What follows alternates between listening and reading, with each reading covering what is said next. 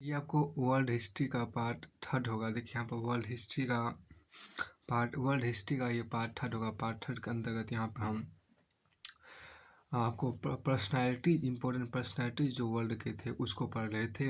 इसमें देखिए आपको सबसे पहले देखिए एडोल्फ हिटलर की बात की गई है। एडोल्फ हिटलर का जन्म आपको 20 अप्रैल 1899 ईस्वी को ऑस्ट्रिया में हुआ।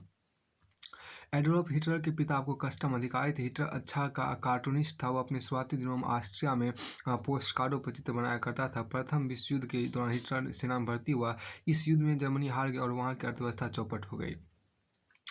देखिए अब मुद्रास्फीति इतनी बढ़ गई थी कि सब्जी लाने के लिए थैला भरकर नोट ले जाने पड़ते थे।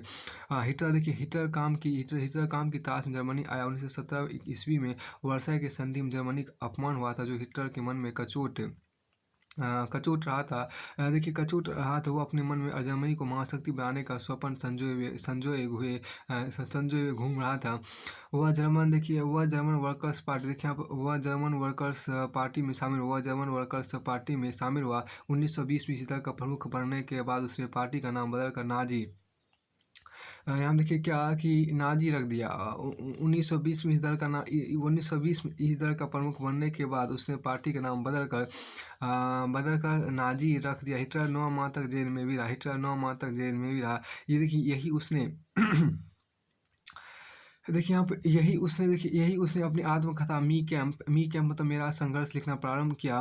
हिटलर 9 माह तक जेल में भी रहा और यही उसने अपनी आत्मकथा मी कैंप मेरा संघर्ष लिखना प्रारंभ किया। हिटलर ओजस्वी वक्ता एवं तेजस्वी नेतृत्व करता था। हिटलर ओजस्वी वक्ता एवं तेजस्वी नेतृत्व करता था। हिटलर ओजस्वी देखिए यहाँ पर क्या कि हिटलर ओजस्वी वक्ता एवं तेजस्वी नेतृत्व करता थे। जल्द ही जर्मनी के लाखों युवा उस पर अंधविश्वास करने लगे। 1932 के चुनाव में नाजी पार्टी जर्मनी की सबसे बड़ी पार्टी साबित हुई। हिटलर ने नाजी दल के एक वृद्ध नेता हिंडनबर्ग को जर्मनी का चांसलर बनाया। उसकी मृत्यु के बाद 1933 में हिटलर ने स्वयं को जर्मनी का शासक घोषित कर दिया। वह जर्मनी की दुरावस्था के लिए कम्युनिस्टों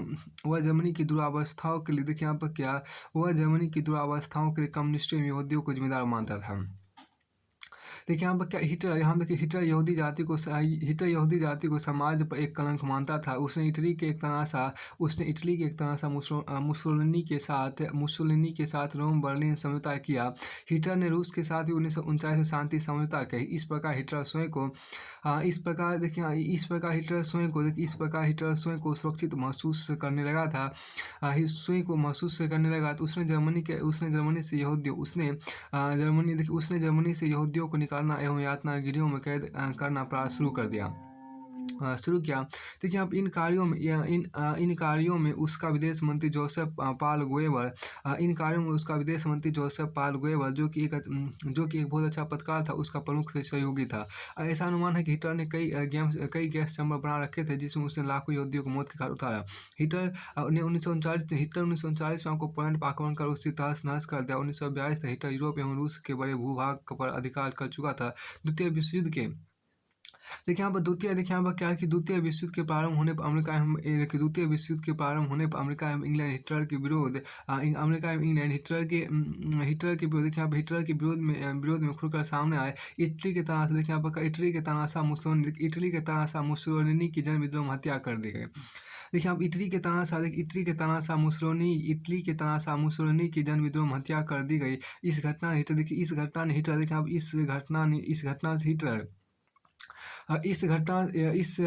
घटना से हिटलर की शक्ति छीन हो गई। जर्मनी देखिए यहाँ पर क्या कि जर्मनी पर मित्र राष्ट्रों की सेनाओं ने हमला कर दिया। हिटलर ने जर्मनी के सभी पुल, इमारतें, बांध स्वयं ही तुड़वा दिए ताकि दुश्मन सेना उनका उपयोग नहीं कर सके। 30 अप्रैल 1945 को बर्लिन की एक इमारत के तहखाने में एडोल्फ हिटलर एवं उसकी पत्नी इवा ब्राउन, इसकी पत्नी नाम थी इवा ब्राउन ने स्वयं को गोली मारकर आत्महत्या कर ली। हिटलर के एक बड़ा तानाशाह माना था जो अपने जीवन काल में करीब 5 करोड़ व्यक्तियों की मृत्यु का कारण बना। हिटलर अपने दैनिक जीवन में शाकाहारी, पशुओं से प्रेम करने वाला और बच्चों में लगाव रखने वाला व्यक्ति था, लेकिन उसकी फासिस्ट मानसिकता, हिंसा एवं सनकीपन ने ना सिर्फ उसे समाप्त कर दिया बल्कि जर्मनी को भी कहीं का नहीं छोड़ा। इस तबाह देश को मित्र राष्ट्रों ने आपस में बांट लिया और बीच में था एक दीवार और बीच में एक दीवार बना दी थी जो बर्लिन की दीवार कहा जाती थी। हिटलर के लिए कहा जाता है कि वो अच्छा नेता था लेकिन उतना ही बुरा प्रबंधक था। हिटलर के कहा जाता है वो अच्छा नेता था लेकिन उतना ही बुरा प्रबंधक था। वो अपने भाषण से भीड़ को अंधी खाई में झोंक तो सकता था। देखिए वो अपने भाषण से भीड़ को अंधी खाई में झोंक तो सकता था, लेकिन देश एवं सेना का प्रबंधन उसके बस का नहीं था। देखिए यहाँ पर क्या कि वो अपने भाषण से भीड़ को अंधी खाई में झोंक तो सकता था, लेकिन देश एवं सेना का प्रबंधन उसके बस का नहीं था। क्या ये देखिए यहाँ पर क्या ये आश्चर्यजनक नहीं है? क्या ये आश्चर्यजनक नहीं है कि जिस देश को क्या ये आश्चर्यजनक नहीं है कि जिस देश को वह दुनिया का सबसे ताकतवर देश बनाना चाहता था, उसे अपने ही हाथों से तबाह कर दिया। क्या देखिए यहाँ पर क्या ये आश्चर्य नहीं है कि जिस देश को दुनिया का सबसे ताकतवर देश बनाना चाहता था, उसने अपने ही हाथों में तबाह कर दिया। फिर आपको आगे हम देखें क्या कि अल्बर्ट आइंस्टीन की बात है। हम देखिए अल्बर्ट आइंस्टीन देखिए यहाँ पर कि अल्बर्ट आइंस्टीन जो आपको 14 मार्च 1879 को जर्मनी के एक यहूदी परिवार में हुआ था। देखिए अल्बर्ट आइंस्टीन का जन्म आपको 14 मार्च 1879 को जर्मनी के एक यहूदी परिवार में हुआ था। इनकी प्रारंभिक शिक्षा लार्न पार्न म्यूनिख में हुआ था। 1894 में इनका परिवार स्विट्जरलैंड चला गया। देखिए अब 1894 में इनका परिवार स्विट्जरलैंड चला गया। 1905 में ज्यूरिख विश्वविद्यालय से इन्होंने डॉक्टरेट की उपाधि प्राप्त की। 1921 में आइंस्टीन को फोटो इलेक्ट्रिक प्रभाव विषय पर शोध करने के भौतिक शास्त्र का नोबेल पुरस्कार प्राप्त हुआ। आइंस्टीन ऊर्जा एवं द्रव्यमान के संबंध को भी निर्धारित किया था। E=mc² का सूत्र निकाला। उन्होंने बताया कि सूर्य से बड़े और भी तारे हैं जो प्रकाशवान है। इजराइल ने आइंस्टीन को प्रथम प्रधानमंत्री बनने का प्रस्ताव दिया था, जो उन्होंने स्वीकार नहीं किया। देखिए यहाँ पर क्या अलेक्जेंडर फ्लेमिंग की बात है। हम देखिए अलेक्जेंडर फ्लेमिंग का जन्म आपको 6 अगस्त 1881 को स्कॉटलैंड हुआ। प्रथम विश्व युद्ध के दौरान रॉयल मेडिकल कॉर्प्स में कार्यरत थे। अलेक्जेंडर फ्लेमिंग एक ऐसा तत्व खोज निकाला जो मानव शरीर को कीटाणुजन्य रोगों से बचा सकता था। इस क्रम उन्होंने पेनिसिलिन की खोज की। 1945 में नोबेल पुरस्कार मिला। दूसरे विश्व युद्ध देखिए यहाँ दूसरे विश्व युद्ध में फ्लेमिंग द्वारा खोजी गई इन एंटीबायोटिक दवाओं से घायलों का सफल उपचार हो सका। देखिए विश्व को महामारियों के संत्रास से बचाना भी संभव हो सका। देखिए यहाँ पर अलेक्जेंडर ग्राहम बेल का जन्म 3 मार्च 1827 को स्कॉटलैंड के एडिनबर्ग शहर में 1871 में वे अपने पिता अलेक्जेंडर मेलिविले बेल के साथ अमेरिका चले गए। देखिए आप मेलविले बेल के साथ अमेरिका चले गए। ग्राहम बेल के पिता भाषा के ऐसी विधा के ऊपर शोध एवं प्रशिक्षण का कार्य कर रहे थे जिसे बाहरी व्यक्ति भी समझ सके। इस कार्य में ग्राहम बेल भी पिता के साथ जुड़े हुए थे। उन्होंने बोस्टन में बाहरी व्यक्तियों के शिक्षकों के लिए प्रशिक्षण स्कूल भी खोले। 1876 में ग्राहम बेल जब ग्राहम बेल बाहरी व्यक्तियों की भाषा समझने के यंत्र बनाने में जुटे थे, तब प्रथम बार उन्हें इन्हीं इलेक्ट्रिक वायर के जरिए शब्दों को एक स्थान दूसरे स्थान पर पहुंचाने में सफलता मिली। उन्होंने अपने सहायक थॉमस वाटसन से इलेक्ट्रिक वायर के जरिए बात की। यह टेलीफोन के आविष्कार की शुरुआत थी। इसके अलावा ग्राहम बेल से ग्रामोफोन, फोटोफोन और ऑडियोमीटर की भी आधारभूमि तैयार की। अल्फ्रेड नोबेल, यहाँ देखिए देखिए अल्फ्रेड नोबेल का जन्म 21 अक्टूबर 1833 को स्वीडन में हुआ। इनकी प्रारंभिक शिक्षा आपको सेंट पीटर्सबर्ग में हुई। देखिए सेंट पीटर्सबर्ग में हुई। उनके देखिए उसके बाद इन्होंने देखिए आप उसके बाद इन्होंने अमेरिका में इंजीनियरिंग की शिक्षा ग्रहण की। वे एक महान वैज्ञानिक थे। इनके नाम करीब 350 आविष्कारों का पेटेंट है। इनका सबसे बड़ा योगदान डायनामाइट का आविष्कार था। यह विस्फोटक उन्होंने नाइट्रोग्लिसरॉन C3H5N3O9 की सहायता से बनाया। वैसे तो डायनामाइट एक महान आविष्कार था, लेकिन इसके बावजूद में ज़्यादा विध्वंस एवं विनाशक हो गए। उन्होंने कई फैक्ट्रियाँ स्थापित की जहाँ बारूद का निर्माण बड़े स्तर पर बड़े स्तर पर होने लगा। इससे उन्हें अथाह धन की प्राप्ति हुई। उन्हें मौत का व्यापारी भी कहा गया। अपने संस्मरणों में अल्फ्रेड देखिए, आप अपने संस्मरण अल्फ्रेड ने लिखा है कि कई बार उन्हें यह आविष्कार करने का अफसोस हुआ। शायद यही कारण था कि अपनी वसीयत में उन्होंने घोषणा की कि मृत्यु के बाद उनकी अकुत संपत्ति में से प्रतिवर्ष मानवता की भलाई के लिए भौतिकी, रसायन शास्त्र, साहित्य, चिकित्सा एवं शांति क्षेत्र में कार्य करने वाले व्यक्ति को नोबेल पुरस्कार दिया जाए। इसके देखिए यहाँ पर क्या इसके लिए एक ट्रस्ट गठित किया जाए जिसके माध्यम से पुरस्कार दिए जाते हैं। बैंक ऑफ स्वीडन ने 1969 में अर्थशास्त्र के क्षेत्र में भी नोबेल पुरस्कार देना शुरू किया। बैंक भी इस ट्रस्ट का एक सदस्य है। नोबेल पुरस्कार विश्व का सबसे प्रतिष्ठित पुरस्कार माना जाता है। देखिए यहाँ पर क्या कि आपको बीथोवन लुडविग वान बीथोवन का जन्म 17 दिसंबर 1770 को जर्मनी हुआ। बीथोवन का परिवार संगीत के क्षेत्र में काफ़ी माना जाता है, काफ़ी प्रसिद्ध है। संगीत की प्रारंभिक शिक्षा बीथोवन अपने पिता से प्राप्त की। उसके बाद वे वियना चले गए, जहां उन्होंने जोसेफ हैडल शिक्षा प्राप्त की। जल्द ही बीथोवन ने संगीत कार के रूप में ख्याति अर्जित कर ली। उन्होंने संगीत रचना की कई विधियां सिम्फनी, सोनाटा, कंसर्टो तथा स्ट्रीट कवालेट के प्रारंभ किया। 1803 के में देखिए यहाँ पर 1803 में बीथोवन द्वारा निर्मित थर्ड सिम्फनी उनकी उत्कृष्ट रचना थी। वे आला दर्ज के पियानो एवं वायलिन वादक थे। बीथोवन 1819 में बीमारी की वजह से सुनने की क्षमता खो बैठे। इस कारण संगीत जगत उनकी नई रचनाओं से वंचित रह गया। इस क्षेत्र का पहला प्रयास 26 मार्च 1827 को बीथोवन का निधन हो गया। देखिए यहाँ पर बेंजामिन डिज़रायली का जन्म 21 दिसंबर 1840 ईस्वी को लंदन में हुआ। ये यहूदी के थे। लेकिन बचपन में ही इन्होंने क्रिश्चियन धर्म अपना लिया था, जो आगे चलकर इनके राजनीतिक जीवन अत्यंत उपयोगी साबित हुआ। डिज़रायली एक अच्छे लेखक थे। 1826 में प्रकाशित उपन्यास द विवियन ग्रे उनकी प्रथम प्रसिद्ध रचना थी।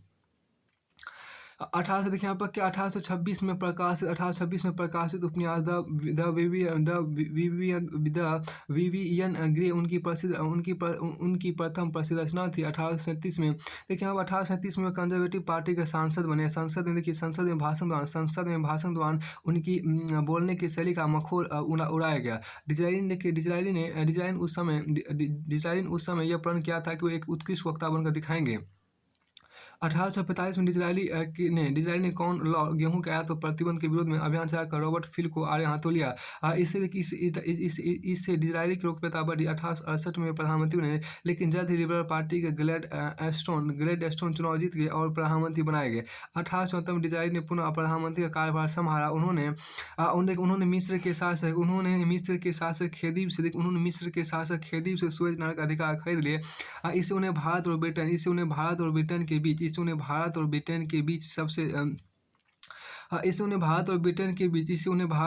के बीच सबसे छोटा जलमार्ग मिल गया। उन्होंने 1878 में बर्लिन कांग्रेस में रूस को तुर्की पर अधिकार जमाने शुरू करा। डिज़रायली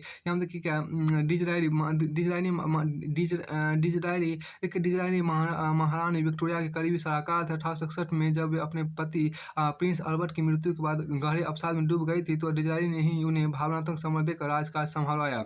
महारानी और डिज़रायली की परिणय गाथा इतिहास का एक अध्याय। 1880 में डिज़रायली चुनाव हार गया। 19 अप्रैल 1881 को उनका निधन हो गया। देखिए यहाँ पर क्रिस्टोफर कोलंबस की बात यहाँ देखिए कि क्रिस्टोफर कोलंबस देखिए कोलंबस का जन्म आपको जेनेवा में 1451 ईस्वी में हुआ। उन्होंने देखिए इन्होंने पुर्तगाल की मर्चेंट नेवी में नौकरी की। 1492 देखिए 1492 ईस्वी में कोलंबस को स्पेन के सम्राट फर्डिनेंड पंचम और महारानी इसाबेल ने एशिया यात्रा के धनराशि एवं जहाज प्रायोजित किया। देखिए अगस्त 1492 में कोलंबस 3 जहाज़ों का बेड़ा सांता मारिया, नीना एवं पिंटा को लेकर समुद्री मार्ग से चीन एवं भारत के लिए रवाना हुआ। लेकिन वह बहामास पहुंच गया। इस क्षेत्र को वेस्ट इंडीज कहा गया। इस क्षेत्र को वेस्ट इंडीज कहा गया। यह प्रदेश समृद्ध नहीं था, अतः इस खोज का लाभ केवल एक नए प्रदेश की खोज एवं वहां तक पहुंचने के समुद्री मार्ग का पता लगाना ही रहा।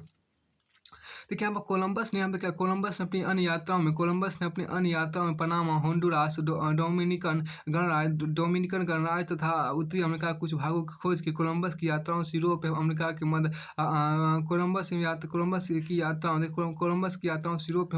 मध्य आवागमन शुरू हुआ। यूरोप का एक नई दुनिया से संपर्क स्थापित हुआ। 20 में 1506 ईस्वी को स्पेन में इनका देहांत हो गया। 20 में 1506 ईस्वी को स्पेन में इनका देहांत हो गया। देखिए आप अर्नेस्ट दे चेवरा देखिए आप अर्नेस्ट चे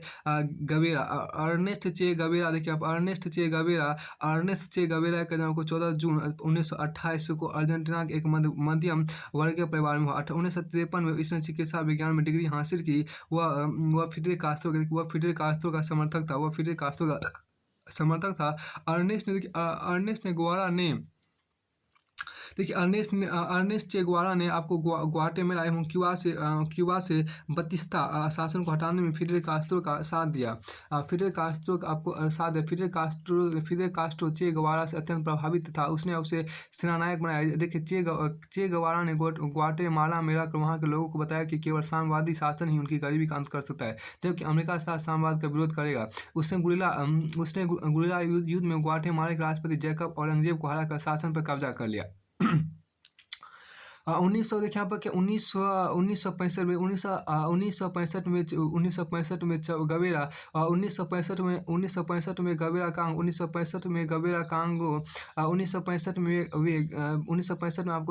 चे गवेरा कांगो तथा बोलिविया में तख्तावर उठने पहुंचा। वहां के सत्तारूढ़ दल के विरुद्ध उसे बोलिविया की जनता का आशानुकूल समर्थन नहीं मिल पाया। एक झड़प के दौरान चे गवेरा को गिरफ्तार कर लिया गया था। अक्टूबर 1967 में उसे गोली मार दी गई। क्यूबा एवं ग्वाटेमाला के युद्धों को चे गवेरा ने एक पुस्तक गुरिल्ला वारफेयर में वर्णन किया। इस पुस्तक को क्रांतिकारी बाइबल के समतुल्य मानते हैं। अब देखिए अर्नेस्ट हेमिंगे का जन्म 21 जुलाई 1893 को अमेरिका में हुआ। स्कूली शिक्षा पूरी करने के बाद उन्होंने पत्रकारिता में हाथ आजमाया। देखिए प्रथम विश्व युद्ध दौरान वे सेना में एम्बुलेंस ड्राइवर थे। देखिए हाँ प्रथम विश्व युद्ध दौरान वे सेना में एम्बुलेंस ड्राइवर थे। उनकी प्रारंभिक रचना में the sun also rises 1926, in our time 1926, a farewell to arms 1929 पर प्रथम विश्व युद्ध का प्रभाव दिखाई पड़ता है। स्पेन से उन्हें अत्यधिक लगाव था। इसे स्पेनिश सिविल वार के दौरान देखिए यहाँ क्या स्पेन से उन्हें अत्यधिक लगाव था। यहाँ देखिए क्या in our time 1926, a farewell to arms 1929 प्रथम विश्व युद्ध का प्रभाव दिखाई पड़ता है। स्पेन यहाँ देखिए स्पेन से उन्हें अत्यधिक लगाव था, इसलिए स्पेनिश सिविल वार के दौरान उन्होंने संवाददाता के रूप में वहाँ कार्य किया। इस युद्ध पर उन्होंने 1940 में फार हुम द बेल टोन्स नामक पुस्तक लिखी। 1952 देखिए आप 1952 में उन्होंने क्यूबा के बारे में एक पुस्तक the old man and the sea लिखी, जिसे प्रित्जर पुरस्कार मिला। 1954 देखिए यहाँ पर क्या 1954 में हेमिंगे को साहित्य का नोबेल पुरस्कार दिया गया। 1959 में क्यूबा से अमेरिका वापस लौटे। 1961 में किसी बीमारी कारण डिप्रेशन का शिकार हो गया था। वृद्धावस्था में घबराने लगे। फिर देखिए आपको देखिए क्या 2 जुलाई 1961 को उन्होंने गोली मारकर आत्महत्या कर ली। हेमिंगे के लेखन से अंग्रेज एवं अमेरिकी लेखक को गहरे तक प्रभावित किया। अब देखिए फ्लोरेंस नाइटिंगेल देखिए फ्लोरेंस नाइटिंगेल जो आपको 12 मई 1820 को टीम हुआ, वह प्रथम महिला थी जिसने नर्सिंग की देखिए जिसने नर्सिंग की नर्सिंग की चिकित्सा की एक शाखा के रूप में स्थापित किया। नर्सिंग के प्रशिक्षण की आवश्यकता बताई। देखिए फ्लोरेंस क्रीमियन वार के दौरान सेना के अस्पताल में घायल सैनिकों की सेवा शुश्रूषा देखिए शुश्रूषा करती थी। फ्लोरेंस का बड़ा कारोबार की सफाई रखना होता था। फ्लोरेंस कई बार अपने पैसों से मरीजों के लिए जरूरी सामान खरीदती थी। रात्रि के समय वह लैंप हाथ में लेकर मरीजों की देखभाल करती थी। इस कारण फ्लोरेंस को लेडी विद द लैंप की उपाधि दी गई। फ्लोरेंस ने पहले नर्सिंग स्कूल की स्थापना की। फ्लोरेंस की प्रेरणा से भारतीय सेना में भी देखिए अब फ्लोरेंस की देखिए यहाँ पे क्या कि फ्लोरेंस की प्रेरणा अ, देखिए फ्लोरेंस से पहले नर्सिंग स्कूल की स्थापना की। फ्लोरेंस की प्रेरणा से भारतीय सेना में भी मेडिकल कोर एवं मेडिकल स्कूल की स्थापना की गई। फ्लोरेंस की प्रेरणा से भारतीय सेना में भी मेडिकल कोर एवं मेडिकल स्कूल की स्थापना की गई। फ्लोरेंस को नर्सिंग के क्षेत्र में उत्कृष्ट कार्य करने पर ऑर्डर ऑफ मेरिट सम्मान प्रदान किया गया। क्या आगे देखिए फ्लोरेंस 1907 में सम्मान पाने वाली प्रथम महिला थी। फ्लोरेंस 1907 में यह सम्मान पाने वाली प्रथम महिला थी। 13 अगस्त 1910 ईस्वी की इस महान महिला का निधन हो गया। 13 अगस्त 1910 ईस्वी इस महान महिला का निधन हो गया। गेरीबाल्डी देखिए यहाँ पर गेरीबाल्डी का जन्म आपको 4 जुलाई 1807 ईस्वी को हुआ। प्रारंभ में सेना में अधिकारी रहे। इस दौरान इन्होंने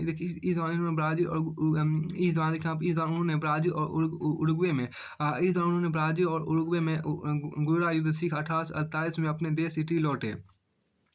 1848 में अपने देश इटली लौटे। उस समय इटली के अनेक छोटे-छोटे राज्यों में विभक्त था और एक दूसरे से लड़ते रहते थे। गेरिबाल्डी ने अधिकृत करने का निश्चय किया। उसने एक युवकों की फौज बनाई और लाल पोशाक निर्धारित की। उसने इस सेना के बल पर मिलान को ऑस्ट्रिया से मुक्त करवाया और इसके बाद उसने सिसिली पर आक्रमण कर उसे एकीकृत इटली का भाग बनाया। इसने देखिए उसने नेपल्स पर भी आक्रमण किया और वहाँ के शासक को हटा लिया।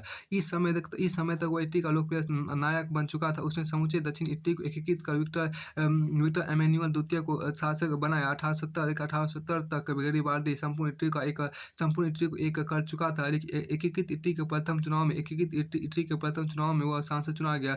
2 जून 1882 को उसका देहांत हो गया। फिर देखिए आपको आइजैक न्यूटन की बात यहाँ पर आपको देखिए आइजैक न्यूटन देखिए यहाँ पर आइजैक न्यूटन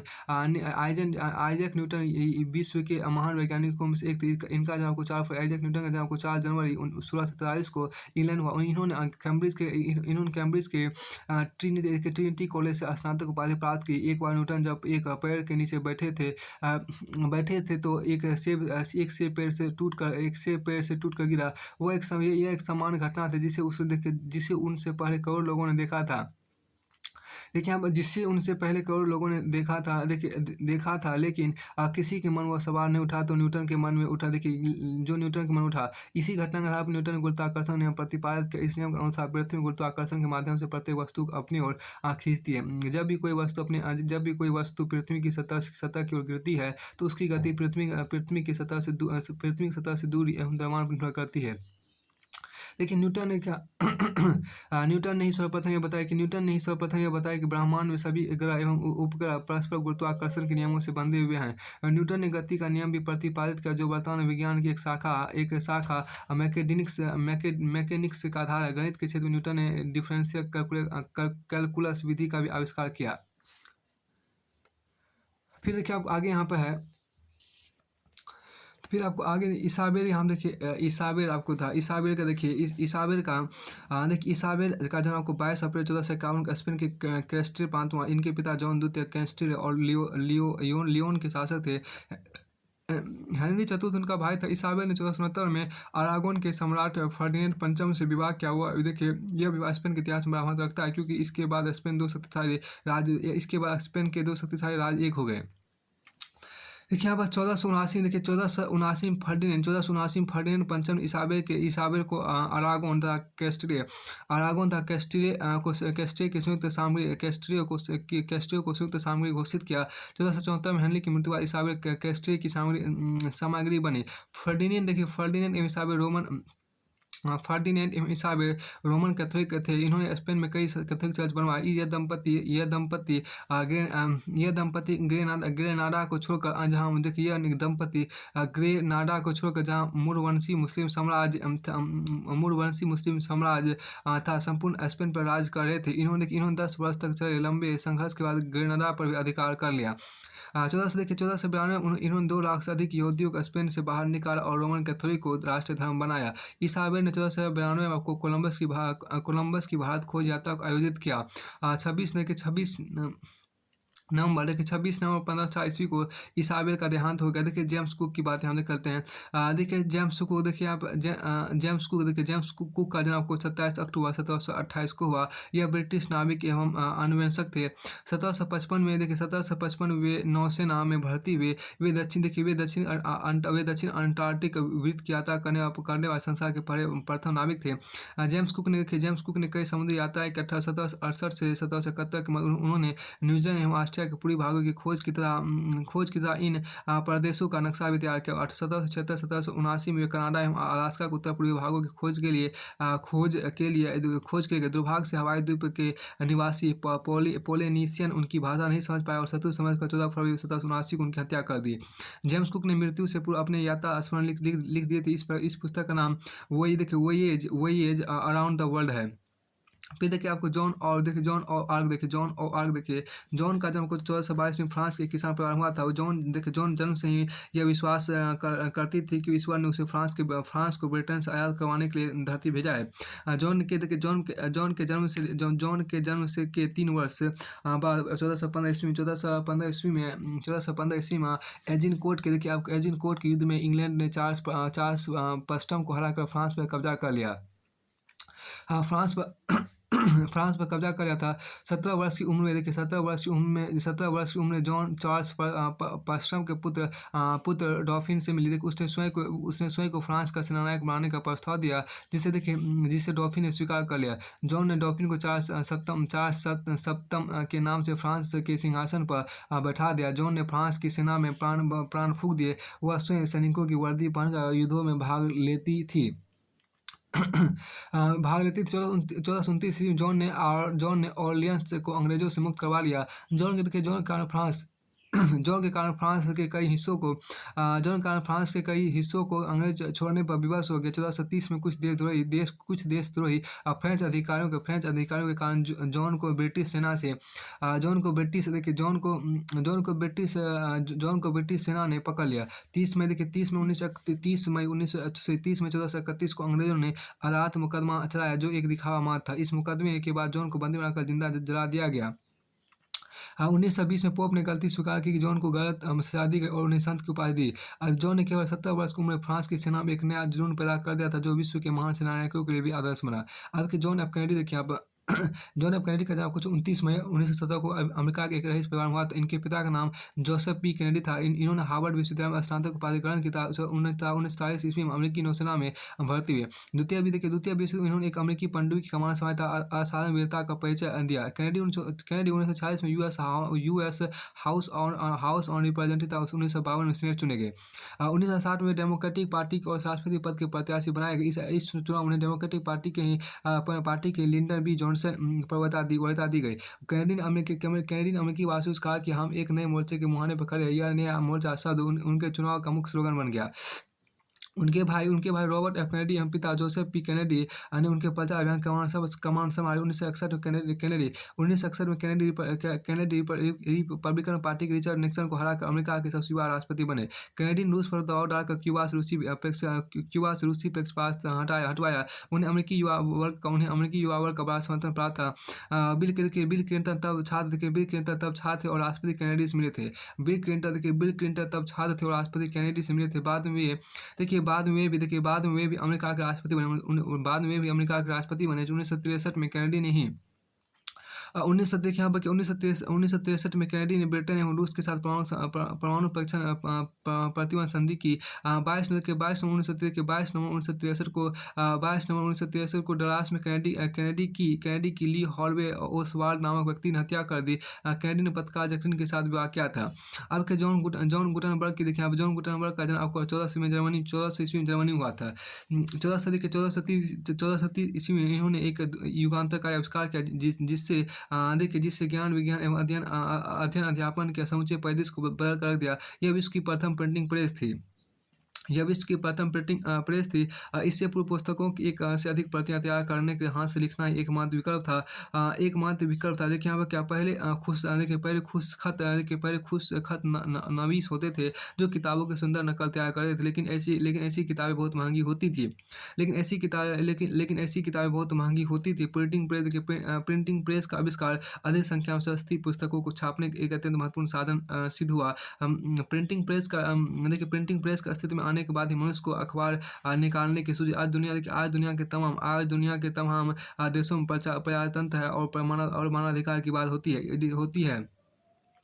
हाँ, तो इसमें देखिए आगे, तो इसमें देखिए यहाँ पर इसमें स्वतंत्र प्रेस की अहम भूमिका है। इससे पूर्व देखिए यहाँ पर देखिए यहाँ पर इससे पूर्व चीन में टाइप ब्लॉक का आविष्कार हो चुका था, लेकिन यूरोप तक यह तकनीक नहीं पहुंची थी। गुटेनबर्ग की प्रेस में छपी एक बाइबल फ्रांस की लाइब्रेरी में संग्रहित है। सन 1901 में एक कैलेंडर भी खोजा गया जिसे इसी प्रिंटिंग प्रेस में छापा गया था। हाँ, फिर आपको आगे यहाँ देखिए क्या जोसेफ पाल गोएबल का जन्म आपको 29 अक्टूबर 1897 ईस्वी को हुआ था। इन्होंने हिडलबर्ग विश्वविद्यालय से डॉक्टरेट की उपाधि ग्रहण की। गोएबल हिटलर का अभिनिमित एवं प्रशंसक था। वो अपनी शिक्षा पूरी करते ही नाजी पार्टी में शामिल हो गया। गोएबल एक सुयोग्य पत्रकार एवं वक्ता था। वो उसे भीड़ को अपनी विचारधारा में ढालने कला आती थी। उसने जर्मन लोगों में इस विचार को कूट कर भर दिया था कि वे सर्वश्रेष्ठ और उनका जन्म विश्व पर शासन करने के लिए हुआ है। गोएबल जर्मनी का विदेश मंत्री बना। वह नाजी पार्टी के सभी जर्नल एवं एजेंडे तैयार करता था। हिटलर ने अपनी वसीयत में जर्मनी के अगले चांसलर के लिए गोएबल का नाम लिखा था। हिटलर का नाम लिखा था। हिटलर तो आत्महत्या का समाचार मिलते 1 मई 1945 को गोएबल उसके 6 बच्चों एवं पत्नी ने भी जहर खाकर आत्महत्या कर ली। गोएबल ने कहा कि हिटलर के बिना जीने की भी कल्पना भी नहीं कर सकते। गोएबल ने कहा कि हिटलर के बिना जीने की भी कल्पना भी नहीं कर सकते। ये काफ़ी महत्वपूर्ण बात है। देखिए यहाँ पर क्या है कि आत्महत्या कर गोएबल ने कहा कि हिटलर के बिना जीने की भी कल्पना भी नहीं कर सकते। गोएबल कहता था कि एक झूठ को 1000 बार कहो तो वह भी सच लगने लग जाता है। बहुत अच्छी बात है कि रोज लाइन था। गोएबल ने कहा था हिटलर के बिना जीने की भी कल्पना भी नहीं कर सकते। हिटलर के बिना वे जीने की कल्पना भी नहीं कर सकते। गोएबल कहता था कि एक झूठ को 1000 बार कहो तो वह भी सच लगने लग जाता है। एक झूठ को 1000 बार कहो तो वह भी सच लगने लग जाता है। अब देखिए जोसेफ स्टालिन की बात देखिए यहाँ पर। जोसेफ स्टालिन देखिए यहाँ पर क्या, जोसेफ स्टालिन का जन्म 21 दिसंबर 1879 को जॉर्जिया में। 21 देखिए यहाँ पर जोसेफ स्टालिन का जन्म 21 दिसंबर 1879 में आपको हुआ। देखिए यहाँ जोसेफ स्टालिन का जन्म आपको 21 दिसंबर 1879 में जॉर्जिया में हुआ। इनके पिता मोची थे। 1899 में क्रांतिकारी गतिविधियों के कारण इन्हें कॉलेज से निकाल दिया गया। 1903 में ये बोल्शेविक समर्थक Russian social democratic workers party से जुड़ गए। ये व्लादिमीर लेनिन के शिष्य थे। 1912 में स्टालिन बोल्शेविक सेंट्रल कमेटी से जुड़े। 1917 में रूस की क्रांति के बाद बोल्शेविक दल सत्ता में आया। 1922 में देखिए आप 1922 में स्टालिन बोल्शेविक सेंट्रल कमेटी के जनरल सेक्रेटरी बने। इस पद को ग्रहण करते हैं स्टालिन ने रूस में तानाशाही के प्रयास शुरू कर दिए। 1924 में देखिए यहाँ पर क्या, 1924 में लेनिन की मृत्यु के बाद स्टालिन सत्ता के दावेदारों लियोन ट्रोट्स्की,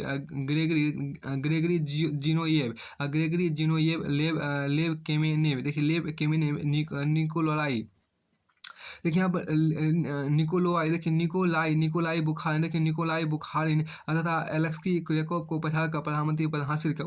उसने शासन की संपूर्ण शक्तियाँ अपने हाथ में ले ली।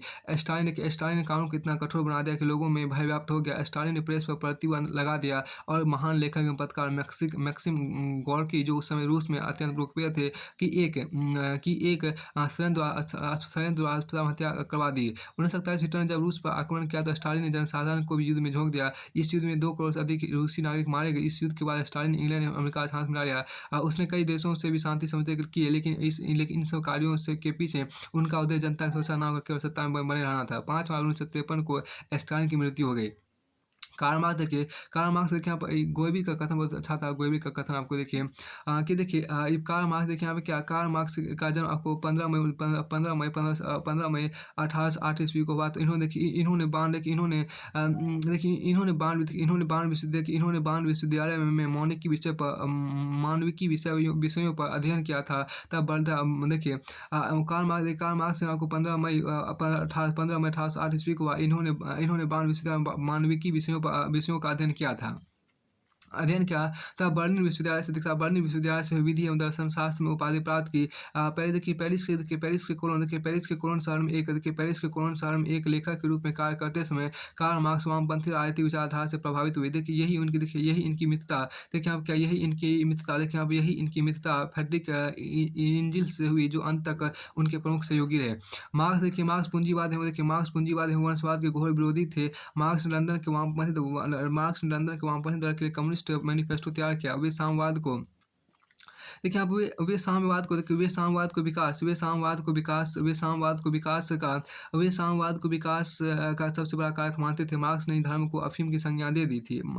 देखिए मार्क्स ने धर्म को अफीम की संज्ञा दी थी। इसके पीछे भी बचपन से जुड़ी एक कटु स्मृति थी। मार्क्स यहूदी थे। उनका परिवार जर्मनी के एक छोटे शहर में रहता था। वहाँ उनके पिता परिवार के सभी सदस्यों को सेनेगार यहूदियों का प्रार्थना स्थल पर ले जाया करते थे।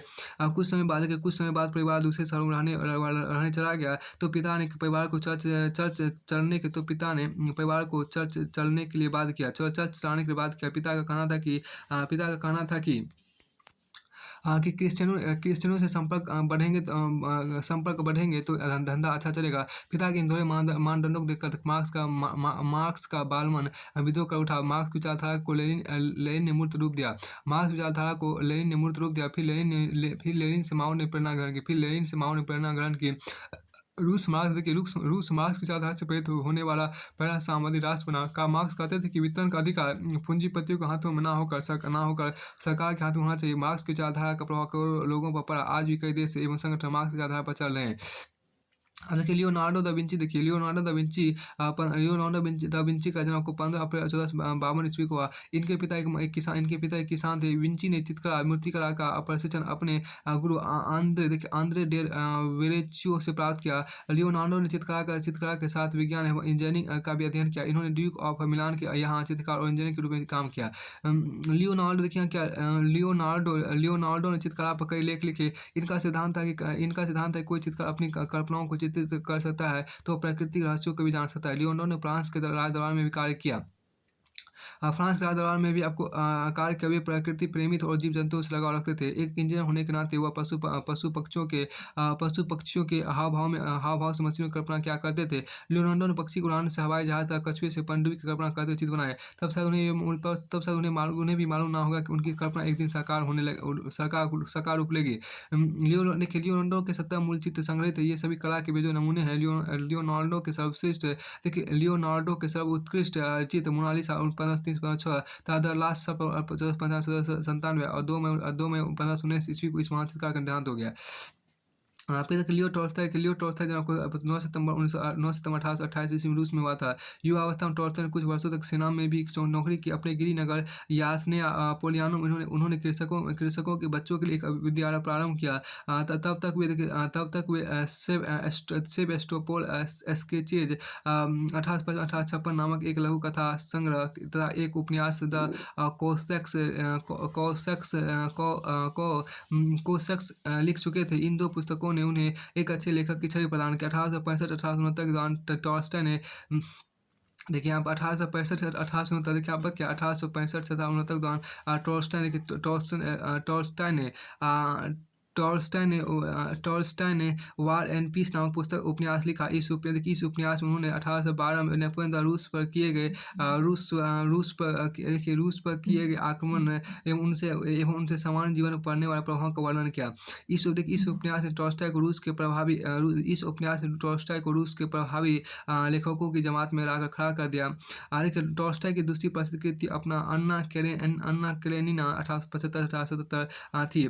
इसमें उन्होंने एक धनवान महिला की प्रेम संबंध दर्शाया। उन्होंने ईसाई धर्म में आई बुराइयों को सुधारने और अहिंसा एवं सरल जीवन जीने पर जोर दिया। उन्होंने 1816 ईस्वी में द लैड के the death of Ivan Ilyich उपन्यास लिखा, जिसे रूसी साहित्य की सर्वश्रेष्ठ कृति माना गया। टॉल्स्टॉय के उपन्यासों का विश्व की कई भाषाओं में अनुवाद हुआ। टॉल्स्टॉय ने अपना संपूर्ण जीवन एक किसान की तरह जिया। टॉल्स्टॉय का वैवाहिक जीवन सुखद नहीं था। इन्होंने एक रात चुपचाप घर छोड़ दिया था, रेलवे स्टेशन जाकर बैठ गए। सर दर्द होने के कारण वे बेहोश हो गए। सुबह तक उन्हें गंभीर निमोनिया जकड़ लिया। इसी बीमारी के कारण 20 नवंबर 1910 को उनका देहांत हो गया था, लियो टॉल्स्टॉय का। अब एक लुई शोल्मा एवं क्वीन मैरी देखिए। लुई शोल्मा का जन्म 23 अगस्त 1754 ईस्वी को हुआ था। 1774 में फ्रांस का सम्राट हुआ तथा मैरी एंटोइनेट से विवाह किया। मैरी एक विलासी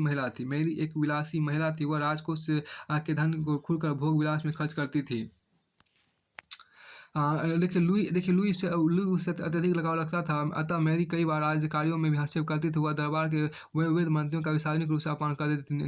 नीकर नाम का एक योग मंत्री जो कि प्रजा में अत्यंत लोकप्रिय था, उसे मैरी के कहने पर लुई ने दरबार से निकाल दिया। लुई ने संसद के प्रस्ताव मानने से इनकार कर दिया। इसमें फ्रांस घोर आर्थिक मंदी गुजरा था। मजदूर वर्ग की स्थिति बद से बदतर हो चली थी। लेकिन लुई महल में विलासितापूर्ण जीवन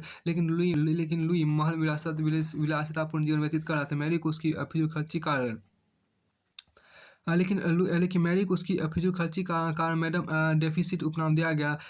मैरी को उसकी फिजूल खर्ची का कारण आपको मैडम डेफिसिट उपनाम दिया गया। एक बार जब उसे बताया गया कि लोग भूखे मर रहे तो क्योंकि उनके पास रोटी नहीं है, तो मैरी ने बड़ी मासूमियत से कहा कि रोटी नहीं है तो लोग केक क्यों नहीं खाते। भूखों मरती जनता का आक्रोश तब चरम पर जा पहुंचा। इसी के साथ फ्रांस की क्रांति शुरुआत हो गई। लुई एवं मैरी ने फ्रांस छोड़कर भागने का प्रयास किया, लेकिन क्रांतिकारी उन्हें पकड़कर पेरिस में बंद कर दिया। 21 जनवरी 1797 को लुई को मार डाला गया। एक वर्ष बाद 1794 में मैरी को भी गिलोटिन से मौत की सजा दी गई। अब 21 जनवरी 1794 को लुई को मार डाला गया। एक वर्ष बाद 1794 ईस्वी में मैरी को भी गिलोटिन से मौत की सजा दे दी गई, मतलब उसका सर काट दिया गया। देखिए यहाँ पे जो आपको था माओ से तुंग की बात। यहाँ देखिए माओ से तुंग आपको यहाँ पर है। देखिए माओ से तुंग का जन्म को 26 दिसंबर 1893 को चीन में हुआ था। इनके पिता किसान थे। माओ से लेनिन से बहुत प्रभावित और साम्यवाद के प्रबल समर्थक थे। माओ चीन के राजवंश के खिलाफ हो रहे विद्रोह में सक्रिय रूप से भाग लेते थे। 1970 में रूस की वैश्विक क्रांति की सफलता से माओ से तुंग को प्रेरणा मिली। देखिए आप उस समय वे लाइब्रेरियन थे। माओ से ने बीजिंग विश्वविद्यालय के ली दजाहोब चैन चिक्सू के साथ मिलकर चाइना कम्युनिस्ट पार्टी का गठन किया। माओ से बीजिंग छोड़कर दक्षिण चीन चले गए। वहाँ उन्होंने युवाओं को कम्युनिस्ट पार्टी से जोड़ा था। रेड आर्मी तैयार की। इस आर्मी के सभी सिपाहियों को उन्होंने सैन्य प्रशिक्षण दिया था। गुरिल्ला वार्स अवगत कराए। 1930 में उन्होंने चाइनीज सोवियत रिपब्लिक की घोषणा की। 1934 में माओसे को चीन छोड़ने का आदेश दिया था। वे अपनी सेना के साथ उत्तरी चीन के येनात प्रांत में आ गए थे। माओ अब चाइनीज माओ अब चाइनीज कम्युनिस्ट पार्टी के अध्यक्ष बन चुके थे। 1949 में माओ ने चीन की सत्ता पर अधिकार कर लेता साम्यवादी शासन की स्थापना की। 1976 तक माओ विश्व के सबसे बड़े देश के शासक रहे। 9 सितंबर 1976 को बीजिंग में माओ से तुंग का निधन भी हो गया। अब यहाँ देखिए मार्को पोलो की बात की। मार्को पोलो का जन्म आपको मार्को पोलो का जन्म आपको 1254 ईस्वी में वेनिस में हुआ। इन्होंने 1251 से 1255 तक एशिया की यात्राएं की। वे 1274 में आपको अपने पिता जो एक व्यापारी थे के साथ चीन के तत्कालीन शासक कुबलई खान के दरबार में गए। कुबलई खान ने उसका भव्य स्वागत किया। मार्को पोलो ने 1275 में चीन की दूसरी यात्रा की। इस बीच उसने यूरोप के लोगों को चीन के वैभव, कला एवं संस्कृति के बारे में बताया। दूसरी बार चीन पहुंचने में कुबलई खान ने मार्को पोलो को जांग हू शहर का शासक बनाया। मार्को पोलो 17 साल तक चीन में एशिया के अन्य भागों में रहा। 1220 से 1292 में तुर्की होते हुए वापस वेनिस लौटे। इसी दौरान जेनेवा की सेना ने वेनिस पर कब्जा कर लिया और मार्को पोलो सहित हजारों लोगों को जेल में डाल दिया। उसकी यह जल यात्रा वरदान सिद्ध हुई, अन्यथा हमें उस दौर के भारत में चीन के बारे में कुछ पता नहीं चलता। जेल में मार्को पोलो की मुलाकात एक लेखक रस्टिन चेरो से हुई, जिसने उसे यात्रा वृत्तांत लिखने की प्रेरणा दी। मार्को पोलो ने अपने यात्रा वृत्तांत को पुस्तक में संकलित किया। आज 8 जून 1324 को यह महान यात्री सदा के लिए अनंत यात्रा पर चला गया, मतलब था मर गया। अब देखिए मार्शल टीटो या जोसेफ टीटो देखिए यहाँ पर क्या देखिए आपको मार्शल टीटो, ये देखिए यहाँ पर क्या कि मार्शल टीटो यहाँ पे क्या मार्शल टीटो यहाँ पे देखिए मार्शल टीटो या जोसेफ टीटो यहाँ पे देखिए मार्शल टीटो या जोसेफ टीटो की बात देखिए। टीटो का वास्तविक नाम जोसेफ, देखिए यहाँ पर टीटो का वास्तविक नाम जोसेफ ब्रोज टीटो था। इनका जन्म को 7 मई 1892 को क्रोएशिया में हुआ था। इनके पिता एक किसान थे। ये केवल प्राथमिक शिक्षा ग्रहण कर सके। बचपन में गरीबी के कारण ये एक तारे चाबी बनाने वाले के पास काम करते थे। प्रथम विश्व युद्ध वे ऑस्ट्रो हंगेरियन सेना के एक सिपाही के तौर पर लड़े। इस युद्ध में रूसी सेना ने उन्हें कैद कर लिया। वहाँ की जेल में कैदियों की दुर्दशा देखकर वो अत्यंत आहत हुए और बोल्शेविक के संगठन में भर्ती हो गए। रूस की क्रांति के दौरान वे रेड आर्मी की ओर से लड़े। 1920 में यूगोस्लाविया लौटे, जो 1918 में Croatia, Slovenia, Macedonia, Montenegro, Bosnia एवं हर्ज़गोविना को मिलाकर बनाया गया था। वहाँ उन्होंने आपको यूगोस्लाव कम्युनिस्ट पार्टी गठन किया। वे यूगोस्लाविया में साम्यवादी शासन स्थापित करना चाहते थे, लेकिन एक विद्रोही नेता हाम्बे का उन्हें अधिकांश समय छिपकर या छद्म नामों से रहना पड़ता था। टीटो भी एक ऐसा ही उपनाम था। द्वितीय विश्व युद्ध के दौरान हिटलर की सेना ने 1927 में यूगोस्लाविया पर अधिकार कर लिया। मार्शल टीटो ने वहाँ छोड़ी गई जर्मन सैनिक टुकड़ियों से छापामार युद्ध कर उन्हें यूगोस्लाविया छोड़ने को विवश कर दिया। इस घटना के बाद टीटो को मार्शल टीटो कहा जाने लगा। द्वितीय विश्व युद्ध के बाद रूस ने यूगोस्लाविया को साम्यवादी राष्ट्र बताते हुए अपने अधिकार में लेने का प्रयास किया, लेकिन टीटो साम्यवादी से पहले राष्ट्रवादी थे। उन्होंने यूगोस्लाविया को स्वतंत्र राष्ट्र बनाए रखा। 1953 में मार्शल टीटो को ताउम्र के लिए यूगोस्लाविया का राष्ट्रपति बना दिया गया। 4 मई 1980 को राष्ट्रपति पद पर रहते हुए उनका निधन हुआ। मार्शल टीटो ने मिस्र के नासिर और पंडित जवाहरलाल नेहरू के साथ अमेरिका गुट निरपेक्ष आंदोलन की भूमिका अगुवाई की। जिस यूगोस्लाविया को टीटो ने एकजुट किया था वह अब बिखर चुका है। दुनिया के नक्शे पर अब यूगोस्लाविया का नाम कोई देश नहीं है। देखिए अब वो बिखर चुका है। दुनिया के नक्शे पर अब यूगोस्लाविया नाम का कोई देश नहीं है। अब यहाँ देखिए क्या यूगोस्लाविया नाम का कोई देश नहीं है। देखिए मैक्सिम गोर्की, देखिए यहाँ पर क्या मैक्सिम गोर्की का जन्म 28 मार्च 1868 ईस्वी को रूस में हुआ था। देखिए यहाँ पर क्या कि मैक्सिम गोर्की का जन्म आपको 28 मार्च 1868 को रूस में हुआ था। गोर्की का देखिए यहाँ पर क्या गोर्की का पूरा नाम देखिए यहाँ पर क्या कि गोर्की का पूरा नाम एलेक्सी, देखिए यहाँ पर क्या गोर्की का पूरा नाम एलेक्सी मैक्सिमोविच पेस्कोव था। इनका बचपन आपको घोर गरीबी में बीता। इसके अभिभावक ने स्कूली शिक्षा में पूर्ण नहीं करवा सके। देखिए यहाँ पे गोरकी के पिता कठोर स्वभाव के थे। वे जब भी गोरकी को कोई चीज़ पढ़ते हुए देखते थे तो जोरदार चाटा रसीद कर देते थे।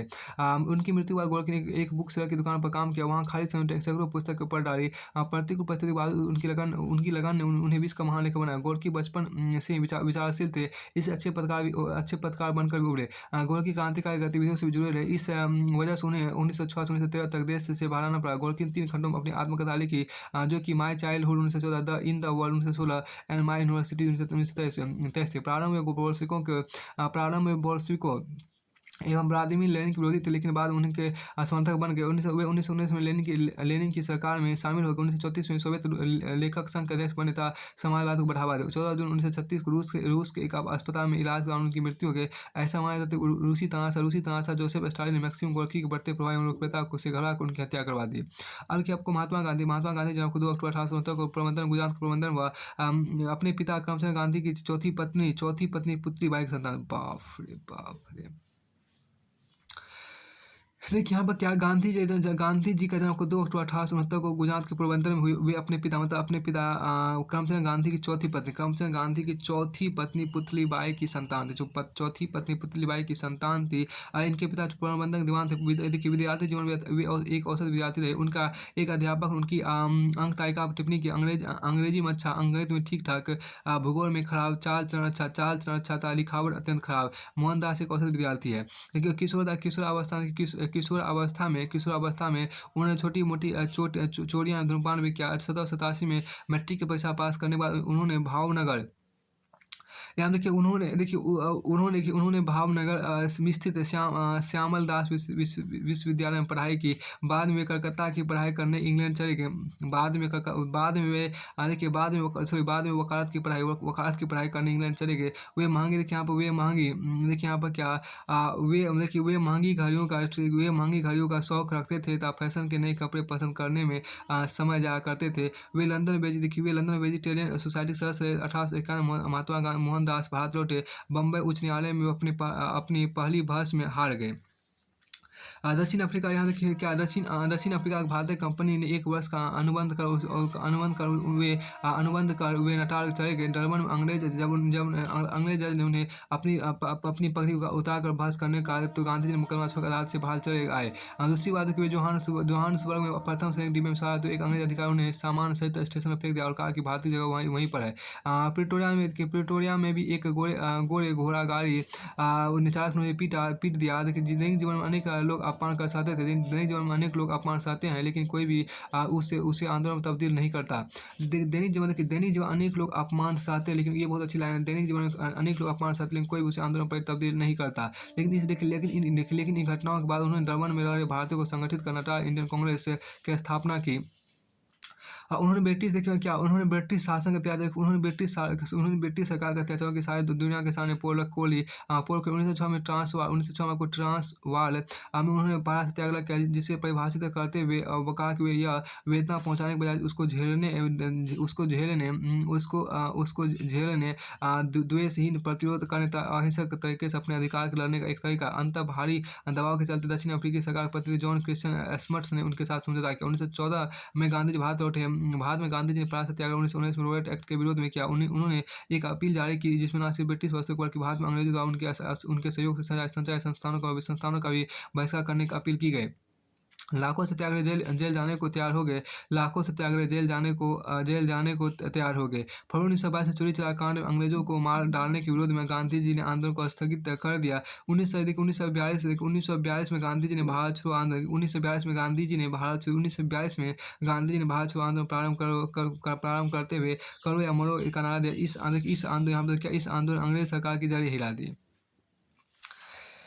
देखिए आप इस आंदोलन अंग्रेज सरकार की जड़ी हिला दी। देखिए आप 1945 में विश्व युद्ध, देखिए यहाँ पर क्या 1945 में विश्व युद्ध 1945 विश्व युद्ध के बाद इंग्लैंड के प्रधानमंत्री बने लेबर पार्टी के नेता क्लेमेंट एटली 3 जून 1927 को माउंटबेटन योजना तैयार की तथा भारतीय संविधान अधिनियम पारित किया। देश में संपादित करने के शुरू हो गया। गांधी जी सड़क पथ को रोकने के लिए अनशन किया, लेकिन उनकी राय के विरुद्ध देश के विभाजन को स्वीकार कर लिया गया। देखिए गांधी जी ने भारत में बसे मुसलमानों को सांत्वना दी। शरणार्थी पुनर्वास की भी व्यवस्था की। 30 जनवरी 1927 को प्रार्थना के लिए जाते समय एक हिंदू कट्टरवादी नाथुराम गोडसे ने उनकी हत्या कर दी। 30 जनवरी देखिए 30 जनवरी को शहीद दिवस के रूप में 30 जनवरी को शहीद दिवस के रूप में मनाया जाता है। उन्हें संयुक्त राष्ट्र संघ ने शताब्दी का महानतम व्यक्ति घोषित किया है। फिर देखिए लंदन के मुख्य मार्ग का नामकरण भी महात्मा गांधी के नाम पर, लंदन के मुख्य मार्ग का नामकरण भी महात्मा गांधी के नाम पर किया गया। देखिए मोंटगोमरी की बात देखिए आप क्या मोंटगोमरी देखिए यहाँ देखिए क्या कि मोंटगोमरी देखिए आपको मोंटगोमरी देखिए क्या मोंटगोमरी का जन्म आपको मोंटगोमरी का जन्म 17 नवंबर 1887 को इंग्लैंड में हुआ। इनके पिता देखिए पिता चर्च में पादरी थे। इनके पिता चर्च में पादरी थे। इनके पिता चर्च में पादरी थे। मोंटगोमरी का पूरा नाम को बर्नार्ड लॉ मोंटगोमरी था। वह ब्रिटिश सेना कमांडर थे। प्रथम विश्व युद्ध ब्रिटिश सेना की 8वीं रेजिमेंट के एक सैनिक के रूप में मोंटगोमरी ने असाधारण वीरता का प्रदर्शन किया। इस युद्ध में उन्हें विश्व सेना मेडल से सम्मानित किया गया। मोंटगोमरी के नेतृत्व में लड़े गए सभी युद्धों में सेना को विजय मिली। मोंटगोमरी एक महान सेनानायक था। उनके संबोधन सेना में नए जोश का संचार कर देते थे। द्वितीय विश्व युद्ध में जर्मन सेना ने हथियार डलवाने में मोंटगोमरी की मुख्य भूमिका थी। इस युद्ध के दौरान वे मित्र राष्ट्रों की संयुक्त सेना के सेनानायक थे। मित्र राष्ट्रों की सेनाओं में मोंटगोमरी ने सामंजस्य स्थापित किया। मोंटगोमरी का नाम इतिहास में एक ऐसे सेनानायक के रूप में दर्ज है जो एक सामान्य सिपाही से विश्व के सबसे शक्तिशाली राष्ट्रों की सेनाओं का सेनानायक बना। 24 मार्च 1976 में हम 24 मार्च 1976 24 मार्च 1976 में हैम्पशायर में उनका निधन हो गया। देखिए मुसोलिनी बेनिटो की बात करते हैं। मुसोलिनी बेनिटो की बात यहाँ पर करते हैं। देखिए यहाँ पर मुसोलिनी बेनिटो देखिए यहाँ पर क्या मुसोलिनी बेनिटो की बात करते हैं आप। इनका जन्म 29 जुलाई 1883 को इटली में हुआ। देखिए इनका जन्म आपको देखिए यहाँ पर मुसोलिनी बेनिटो का जन्म 29 जुलाई 1883 को इटली में हुआ। उनके पिता लोहार थे। मुसोलिनी आपको समाजवादी विचारधारा से प्रभावित थे। सन 1912 से 14 के दौरान मुसोलिनी ने एक अखबार अवंती के संपादक के तौर पर कार्य किया। देखिए सन 1919 में इन्होंने एक संगठन बनाया जो फासिस्ट विचारधारा से प्रभावित एवं तानाशाही का पक्षधर था। मुसोलिनी देखिए यहाँ पर क्या मुसोलिनी प्रभावशाली वक्ता और लेखक था। 1922 उनके संगठन ने रोम में हड़ताल एवं पैदल मार्च किया। पैदल मार्च को उसने सम्राट विक्टर एमेनुअल को अपदस्थ कर फासिस्ट शासन की स्थापना की। इटली का प्रधानमंत्री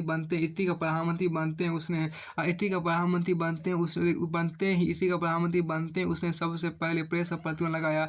वह स्वयं पत्रकार रह चुका था, इसे प्रेस की ताकत को जानता था। उसकी सेना 1935 में अबिसिनिया, 1939 में अल्बानिया था, 1947 में ग्रीस पर कब्जा कर लिया। द्वितीय विश्व युद्ध से पहले मुसोलिनी ने सेना को जर्मन तानाशाह हिटलर की ओर से लड़ने का आदेश दिया। द्वितीय विश्व युद्ध के बाद द्वितीय विश्व युद्ध से पहले मुसोलिनी ने सेना को जर्मन तानाशाह हिटलर की ओर से लड़ने का आदेश दिया, जिसके विरोध में स्वर उठने लगे। 1943 में मुसोलिनी को राजभवन में ही नजरबंद कर दिया गया। जब हिटलर ने जर्मनी कमांडर भेद से मुक्त कराया तो उसे इटली के उत्तरी भाग का शासक बनाया। लेकिन अब उसके विरुद्ध उठने वाले स्वर तेज हो चुके थे। 28 अप्रैल 1950 को पुनः उसके महल पर धावा बोला गया। मुसोलिनी ने भागने की कोशिश की, लेकिन लोगों ने उसे मौत के घाट उतार दिया। फिर देखिए नेपोलियन बोनापार्ट का जन्म आपको 15 अगस्त 1769 में कोर्सिका में हुआ। इन्होंने फ्रांस में शिक्षा ग्रहण के बाद सेना में भर्ती हो गए। नेपोलियन ने फ्रांस की ओर से कई युद्धों में भाग लिया। 1793 में उन्हें ब्रिगेडियर जनरल बनाया गया। 1793 में उन्हें ब्रिगेडियर जनरल बनाया गया। देखिए यहाँ पर 1793 में उन्हें ब्रिगेडियर जनरल बनाया गया। इराक क्रांति के बाद कांग्रेस में अराजकता व्याप्त हो गई। ऐसे में वहाँ की जनता चाहती थी कि नेपोलियन देश को संभाले। बाद में तो उसने अपने आप को सम्राट भी घोषित कर दिया। नेपोलियन का नाम इतिहास में एक महान योद्धा के रूप में दर्ज है। उसने एक महत्वपूर्ण युद्ध में ऑस्ट्रिया और रूस को हराया। इस युद्ध को फ्राइडलैंड का युद्ध 1807 कहते हैं। नेपोलियन ने मिस्र पर भी आक्रमण किया। नेपोलियन ने मिस्र पर भी आक्रमण किया, लेकिन वहाँ देखिए लेकिन वहाँ उसे ब्रिटिश सेनानायक नेल्सन से हार का सामना करना पड़ा। नेपोलियन ने यहाँ पे क्या, नेपोलियन ने फ्रांस की शक्ति को यूरोप में चरम पर पहुँचा दिया। नेपोलियन ने फ्रांस की शक्ति को यूरोप में चरम पर पहुँचा दिया था। लेकिन नेपोलियन की अंतिम हार वाटरलू के मैदान में ब्रिटेन के सेनानायक आर्थर वेलेज़ली से हुई थी। आर्थर वेलेज़ली से हुई। यहाँ देखिए क्या नेपोलियन ने क्या किया, नेपोलियन ने स्वयं एक जहाज में जाकर उसके कप्तान के समक्ष आत्मसमर्पण किया था। उसे अच्छे व्यवहार की उम्मीद थी, लेकिन हुआ इसके विपरीत। उसे सेंट हेलेना द्वीप पर नजरबंद कर दिया गया, जहाँ उसे अत्यंत अपमानजनक स्थिति में रखा गया। जब तक वो जिंदा रहा, यूरोप के शासक चैन की नींद नहीं सो सके। 5 में 1821 का पेट के कैंसर का उसका निधन हो गया। नेपोलियन आल्प्स पर्वत को सेना सहित पार करने वाला प्रथम सेनानायक था। यह अभियान उसकी दीर्घ इच्छाशक्ति पकड़ कर युद्ध के समय भी नेपोलियन वहां जाकर खड़ा होता था जहां सबसे ज्यादा खतरा होता था। वह युद्ध के मैदान में आधे घंटे की नींद लेकर अपने आप को तरोताजा कर लिया करे। बहुत अच्छी बात है कि वह युद्ध के दौरान, मतलब नेपोलियन युद्ध के दौरान मैदान में ही आधे घंटे की नींद लेकर अपने आप को तरोताजा कर लिया कर। वह महान ऊर्जावान व्यक्ति था जो घोड़े की पीठ पर ही 100 मील की सफर तय कर लेता था। नेपोलियन अपनी सेना के प्रत्येक जवान को जानता था। पड़ाव के समय वह सैनिकों से गपशप करता था, उनके परिवार, गाँव और खेती के बारे में बातचीत करता था। वह यही सैनिक युद्ध के समय उनके लिए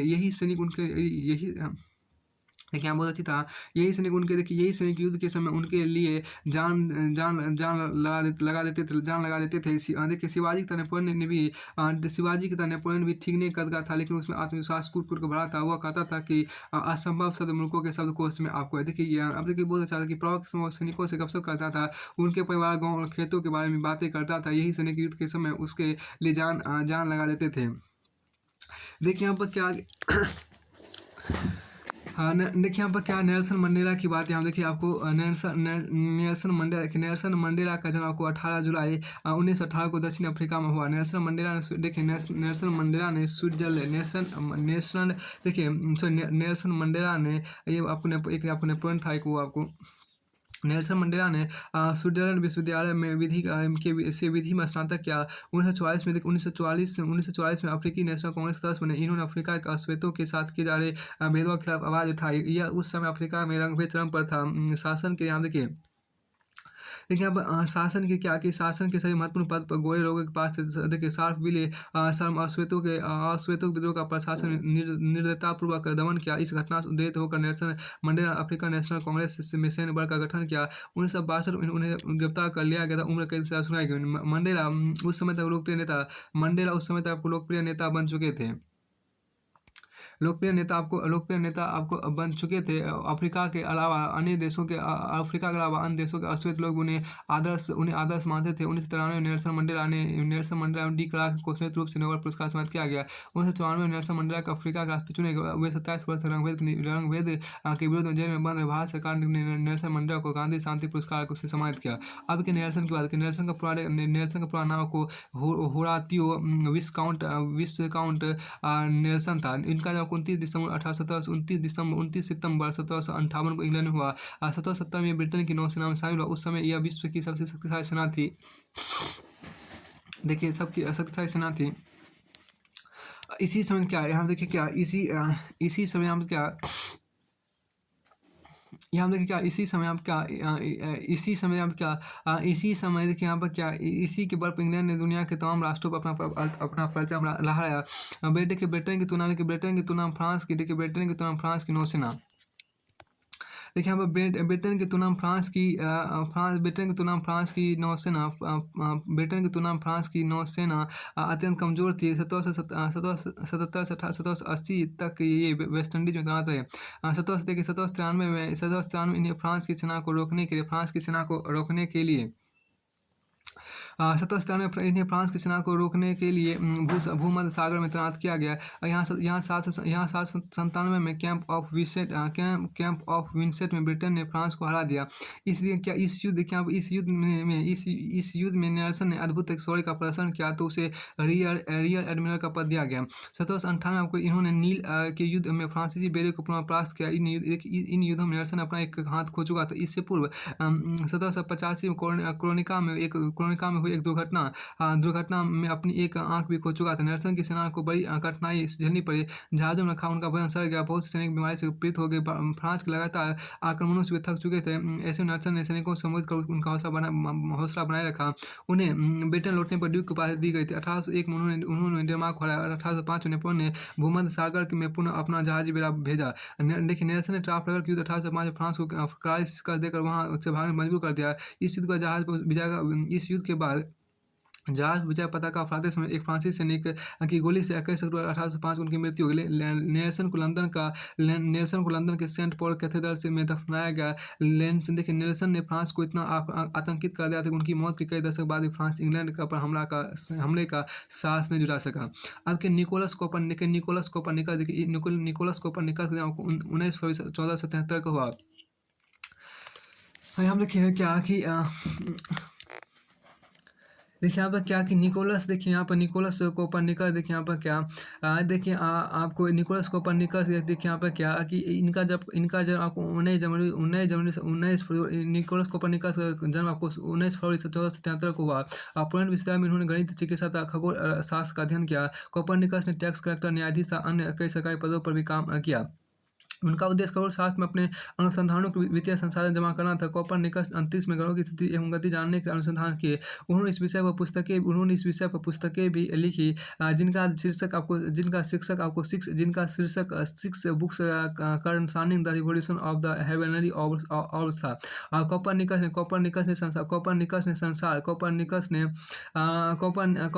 ने संसार को बताया कि पृथ्वी गोल है तथा सभी ग्रह सूर्य के चारों ओर चक्कर लगाते हैं। पृथ्वी अपने अक्ष पर घूमती है। पृथ्वी भी अपने अक्ष पर घूमती है। इस सिद्धांत के प्रतिपादन से लोगों में अवधारणा थी कि पृथ्वी समतल है। कोपरनिकस ने संपूर्ण पृथ्वी को देखिए यहाँ पर कोपरनिकस ने संपूर्ण विश्व को अंतरिक्ष के अनजान रहस्यों से परिचित करवाया था।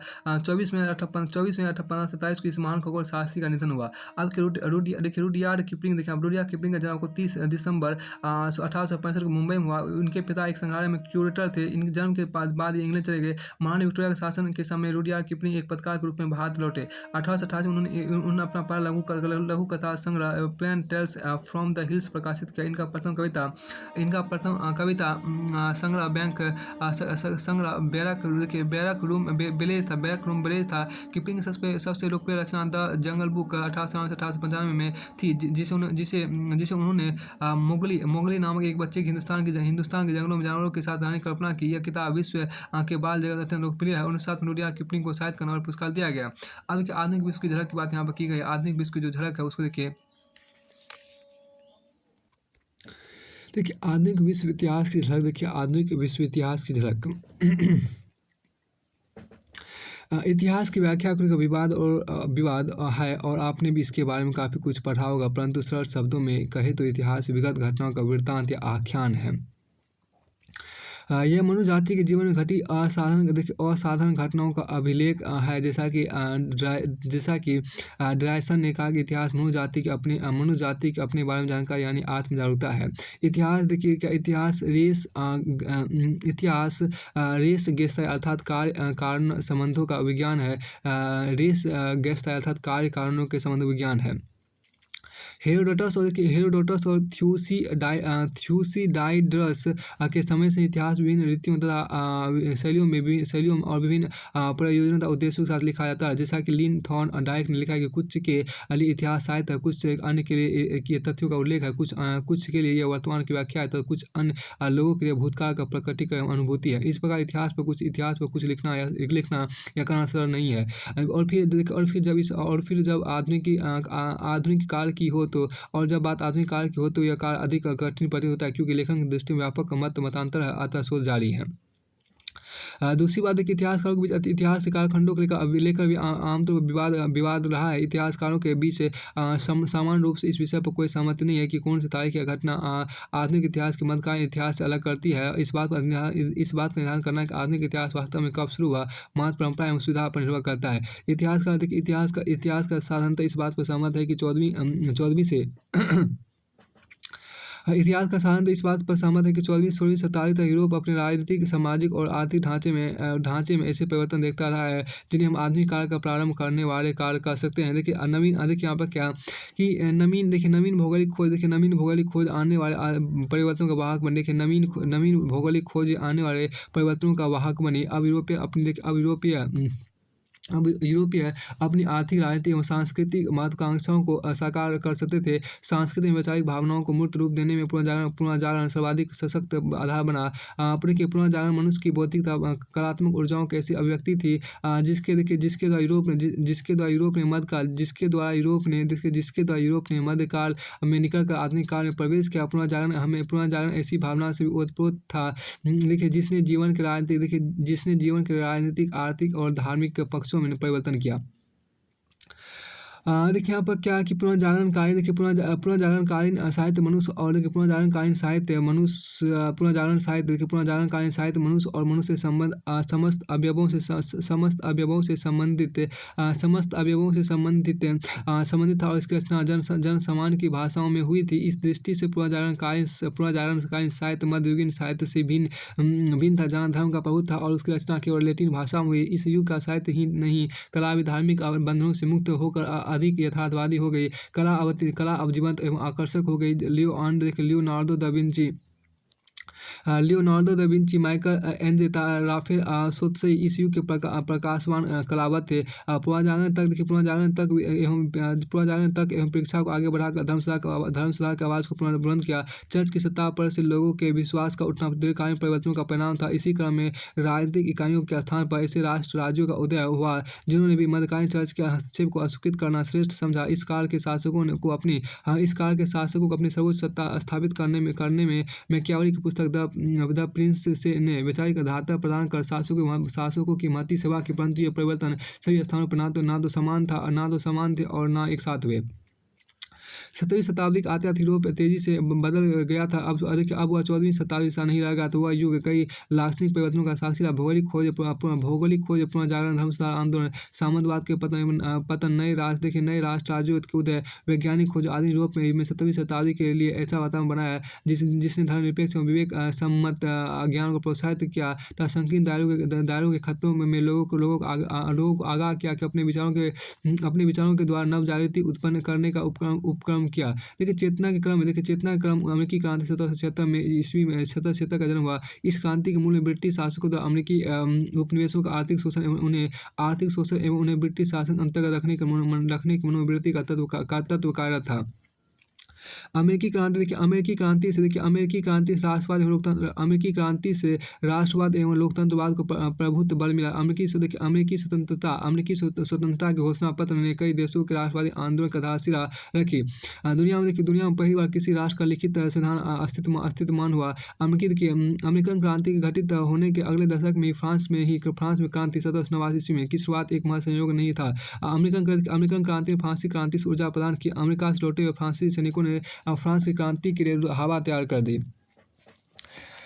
देखिए फ्रांसीसी देखिए यहाँ पर किया देखिए फ्रांसीसी क्रांति के देखिए यहाँ पर क्या फ्रांसीसी क्रांति देखिए यहाँ पर क्या कि फ्रांसीसी क्रांति फ्रांस की निरंकुश शासन व्यवस्था तत्कालीन दोषपूर्ण सामाजिक एवं आर्थिक व्यवस्था विशेषाधिकार एवं नौकरशाही के विरुद्ध थी। कुछ विद्वानों का कहना था कि फ्रांसीसी क्रांति बौद्धिक आंदोलन एवं भौतिक दुखों के मिश्रण से उत्पन्न हुआ। दार्शनिकों जिन्हें फिलाजाइस कहा जाता था, फ्रांस में प्रचलित शासन तंत्र और चर्च की बुराइयों को अपनी व्यंग्यात्मक प्रभाव उत्पादक एवं दार्शनिक शैली में जनसाधारण तक पहुँचाया। मांतेस्क्यू, वाल्तेयर, रूसो, दिदेरो आदि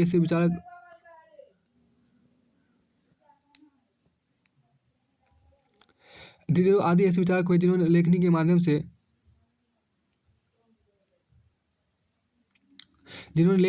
असमानता, शोषण, अत्याचार, धार्मिक असहिष्णुता, निम्न वर्ग की विपन्नता तथा प्रशासनिक एवं न्यायिक दोषों को उजागर किया। इस प्रकार क्रांति ने फ्रांस की पुरातन व्यवस्था के अंत की तैयारी कर दी। देखिए यहाँ पर क्या असमान देखिए असमानता देखिए असमानता एवं विषमताओं के विरुद्ध फांसी क्रांति स्वतंत्रता समानता भ्रातृत्व का निनाद करती हुई देखी गई। देखिए यह उद्घोष यूरोप में गुंजायमान हुआ। क्रांतिकारियों ने जनसाधारण को अपने वेद शासकों का सामना करने के उद्देश्य किया। क्रांतिकारियों को उगता देखकर इंग्लैंड में एडमंड बर्क और अमेरिका में हैमिल्टन था मेडिसन सरी के उदारवादियों क्रांति के विरुद्ध एक रूढ़िवादी प्रतिक्रिया का जन्म हुआ। देखिए यहाँ पर क्या कि बर्क के विरुद्ध थॉमस पेन लोकप्रिय असंप्रभुता का जोरदार समर्थन पेश किया। क्रांतिक परिणाम केवल फ्रांस तक सीमित नहीं रहे, उन्हें संपूर्ण यूरोप तथा उत्तरी अमेरिका ने महसूस क्रांति के परिणाम केवल फ्रांस तक सीमित नहीं रहे, उन्हें संपूर्ण यूरोप तथा उत्तरी अमेरिका ने महसूस किया। फ्रांस की क्रांति स्वतंत्रता की विचारधारा समूची मानवता की प्रतिनिधि बन गए। केवल व्यक्तिगत स्वतंत्रता ही नहीं वरन संपत्ति की स्वतंत्रता, मत देने का अधिकार, लेखन, भाषण, प्रकाशन, विचार अभिव्यक्ति की स्वतंत्रता की मांग उठने लगी। नागरिक एवं राजनीतिक स्वतंत्रता पाने हेतु विश्व भर में आंदोलन होने लगे।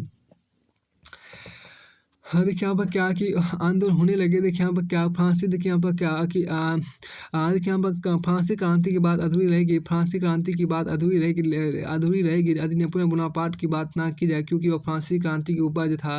इस तरह के सफल सैन्य अभियानों की लोकप्रियता की लहरों पर आरूढ़ होकर एवं अर्थव्यवस्था का लाभ उठाकर वह फ्रांस का सम्राट बना। नेपोलियन का सबसे अस्थायी कार्य नागरिक कानूनों का संकलन था। नेपोलियन कानून संहिता का आवाज भी फ्रांस में नेपोलियन कानून संहिता का आज भी फ्रांस में महत्व है। उनका विधान व्यवस्थित स्पष्ट एवं प्रगतिशील था। 40 युद्धों का अनथक योद्धा अंत अपनी गलत नीतियों का यूरोपीय राष्ट्रों के संयुक्त प्रयासों के फलस्वरूप वाटरलू में पराजित हुआ। इसी के साथ नेपोलियन युग का अंत हुआ। परंतु नेपोलियन जिन प्रदेशों को जीता उनमें देशभक्ति या राष्ट्रीय भावना का प्रस्फुटन एक आश्चर्यजनक तथ्य है। इसके फलस्वरूप राष्ट्रवाद मानव मस्तिष्क को उद्वेलित करने वाला एक प्रधान तत्व बन गया। राष्ट्रता की उत्कृष्ट भावना की प्रति जर्मनी तब एकीकरण में हुई। इटली का एकीकरण आपको मैजनिक नैतिक बल गैरिबाल्डी की तरह काबुल की कूटनीति था। शासक विक्टर एमेनुअल की समझदारी एवं व्यावहारिक बुद्धि था असंख्य देशभक्तों के बलिदान का प्रतिफल था। इटली के एकीकरण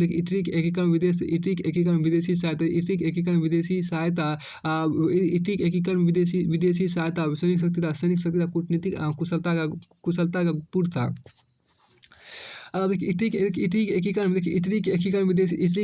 विदेशी सहायता सैनिक शक्ति या कूटनीतिक कुशलता का पूर्ण था। इसके विपरीत जर्मनी का एकीकरण बिस्मार्क की रक्त और लोह की नीति का परिणाम था। बिस्मार्क ने सिद्ध किया कि राष्ट्र का जन्म संसद की बिस्मार्क ने सिद्ध किया कि राष्ट्र का जन्म आपको संसद की बहसों से नहीं वरन युद्ध भूमि होता था। किंतु इस एकीकरण का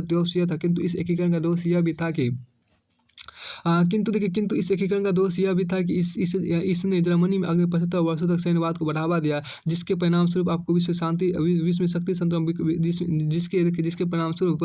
में शक्ति संतुलन आपको विकृत हो गया।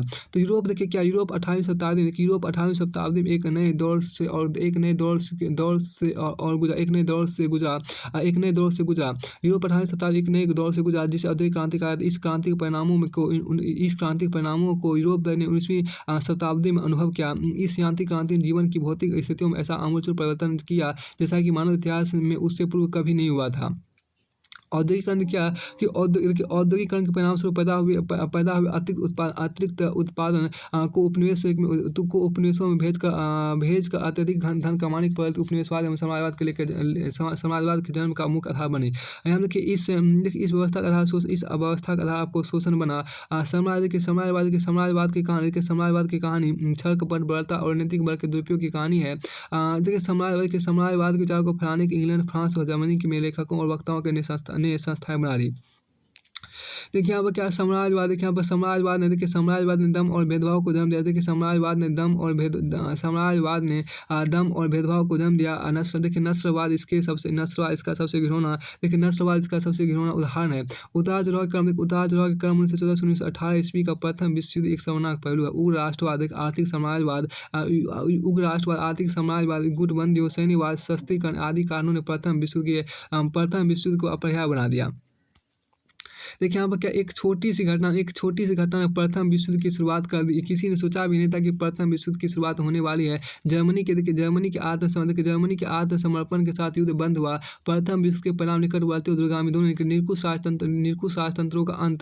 राजतंत्रों का अंत, लोकतंत्र का विकास, संयुक्त राज्य अमेरिका की प्रभाव वृद्धि, आर्थिक संकट, समाजवाद का विकास, राष्ट्रसंघ की स्थापना, स्त्रियों की स्थिति में परिवर्तन एवं उनमें राजनीतिक चेतना का विकास आदि उल्लेखनीय परिणाम इस युद्ध के निकले। देखिए अब इसी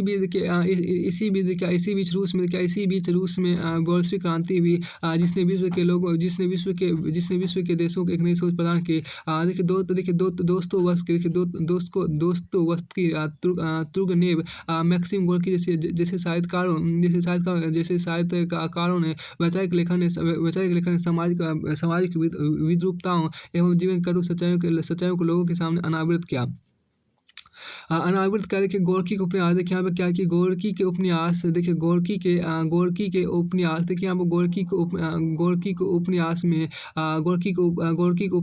उपन्यास माँ ने मजदूरों में अपार लोकप्रियता अर्जित की। यह पुस्तक मजदूरों की बाइबिल बन गई। माँ जो पुस्तक है गोर्की की उपन्यास, वह मजदूरों की बाइबिल बन गई। लेकिन मार्क्स, लेनिन और ट्रॉट्स्की के विचारों में लेखों समाजवादी विचारधारा को स्पष्टता और पिनापन मिला। प्रथम विश्व युद्ध में रूस की प्रजा आकार की स्थिति जैसे कारणों रूसी क्रांति के तत्कालिक कारणों का काम किया, परंतु आर्थिक समानता इस क्रांति के मूल में थी। सबहरा वर्ग जो शोषित क्रांतिकारी सुसंगठित वर्ग था, शासन का कंधार बन गया। निसंदेह रूस की बोल्शेविक क्रांति 20वीं शताब्दी के इतिहास की अत्यधिक महत्वपूर्ण घटना थी। विभिन्न यूरोपीय देशों ने बोल्शेविक क्रांति के प्रचार के विरुद्ध एक प्रतिकृति द्वारा उसके प्रभाव को कम करने का प्रयास किया, क्योंकि उन्हें अपने देशों में चली आ रही व्यवस्था छिन्न-भिन्न होने की आशंका थी। परंतु स्मरण है कि यदि 19वीं शताब्दी जहाँ शिक्षाचार एक तंत्र के विरोध का समय था, तो 20वीं शताब्दी स्वच्छंद राजनीतिक विचलन का काल था। जब कभी इस स्वतंत्रता का आँच आई, जब कभी भी इस स्वच्छंदता पर आँच आई, तो लोगों ने अपना विरोध दर्ज किया। 20वीं शताब्दी द्वितीय विश्व युद्ध से पूर्व फांसीवाद एवं नाजीवाद की विचारधारा ने द्वितीय विश्व युद्ध को जन्म देने में निर्णायक भूमिका निभाई। प्रथम विश्व के पश्चात संपन्न, असम्मानजनक एवं अपमानजनक वर्षा संधि जर्मनी में बदले की भावना का ऐसा बीज अंकुरित कर दिया कि वह द्वितीय विश्व युद्ध में विष या जहर बन गया। प्रथम विश्व युद्ध आपको 20 वर्ष बाद युद्ध विराम था। इस कथन की सार्थकता आक्रांतम सिद्ध हो गई। वस्तुतः यह अविश्वसनीय था कि जिस पीढ़ी ने एक भयानक युद्ध झेला हो, वही उसकी पुनरावृत्ति करने को उद्यत हो जाएगी और विश्व पुनः एक विनाशक घटनाक्रम इतनी जल्दी फंस जाएगा। फिर भी ऐसा हुआ, क्योंकि युद्ध का जन्म युद्ध की इच्छा से होता है। और जब विभिन्न राष्ट्र क्योंकि युद्ध का जन्म युद्ध की इच्छा से होता है। जब विभिन्न राष्ट्र आपको युद्ध उन्मादी हो, तो क्या किया जा सकता है। दीर्घावधि विस्तृत क्षेत्र पर प्रयुक्त भीषण अस्त्र, जनधन की अपार हानि और अधिक प्रबल एवं दूरगामी प्रभावों के मूल्यांकन की कसौटी माने तो द्वितीय विश्व युद्ध मानव इतिहास का भीषणतम युद्ध निरूपित होगा। युद्ध के दौरान ब्रिटेन के प्रधानमंत्री चर्चिल ने एक योग्यतम नेता सिद्ध हुआ। उसने न केवल अपने देश में बल्कि हिटलर द्वारा आक्रांत तमाम देशों में नई स्फूर्ति भर दी। उसने अपने प्रसिद्ध भाषण में कहा, मित्रों, इस समय मैं आपको खून, आंसू, परिश्रम और पसीने के अलावा कुछ नहीं दे सकता।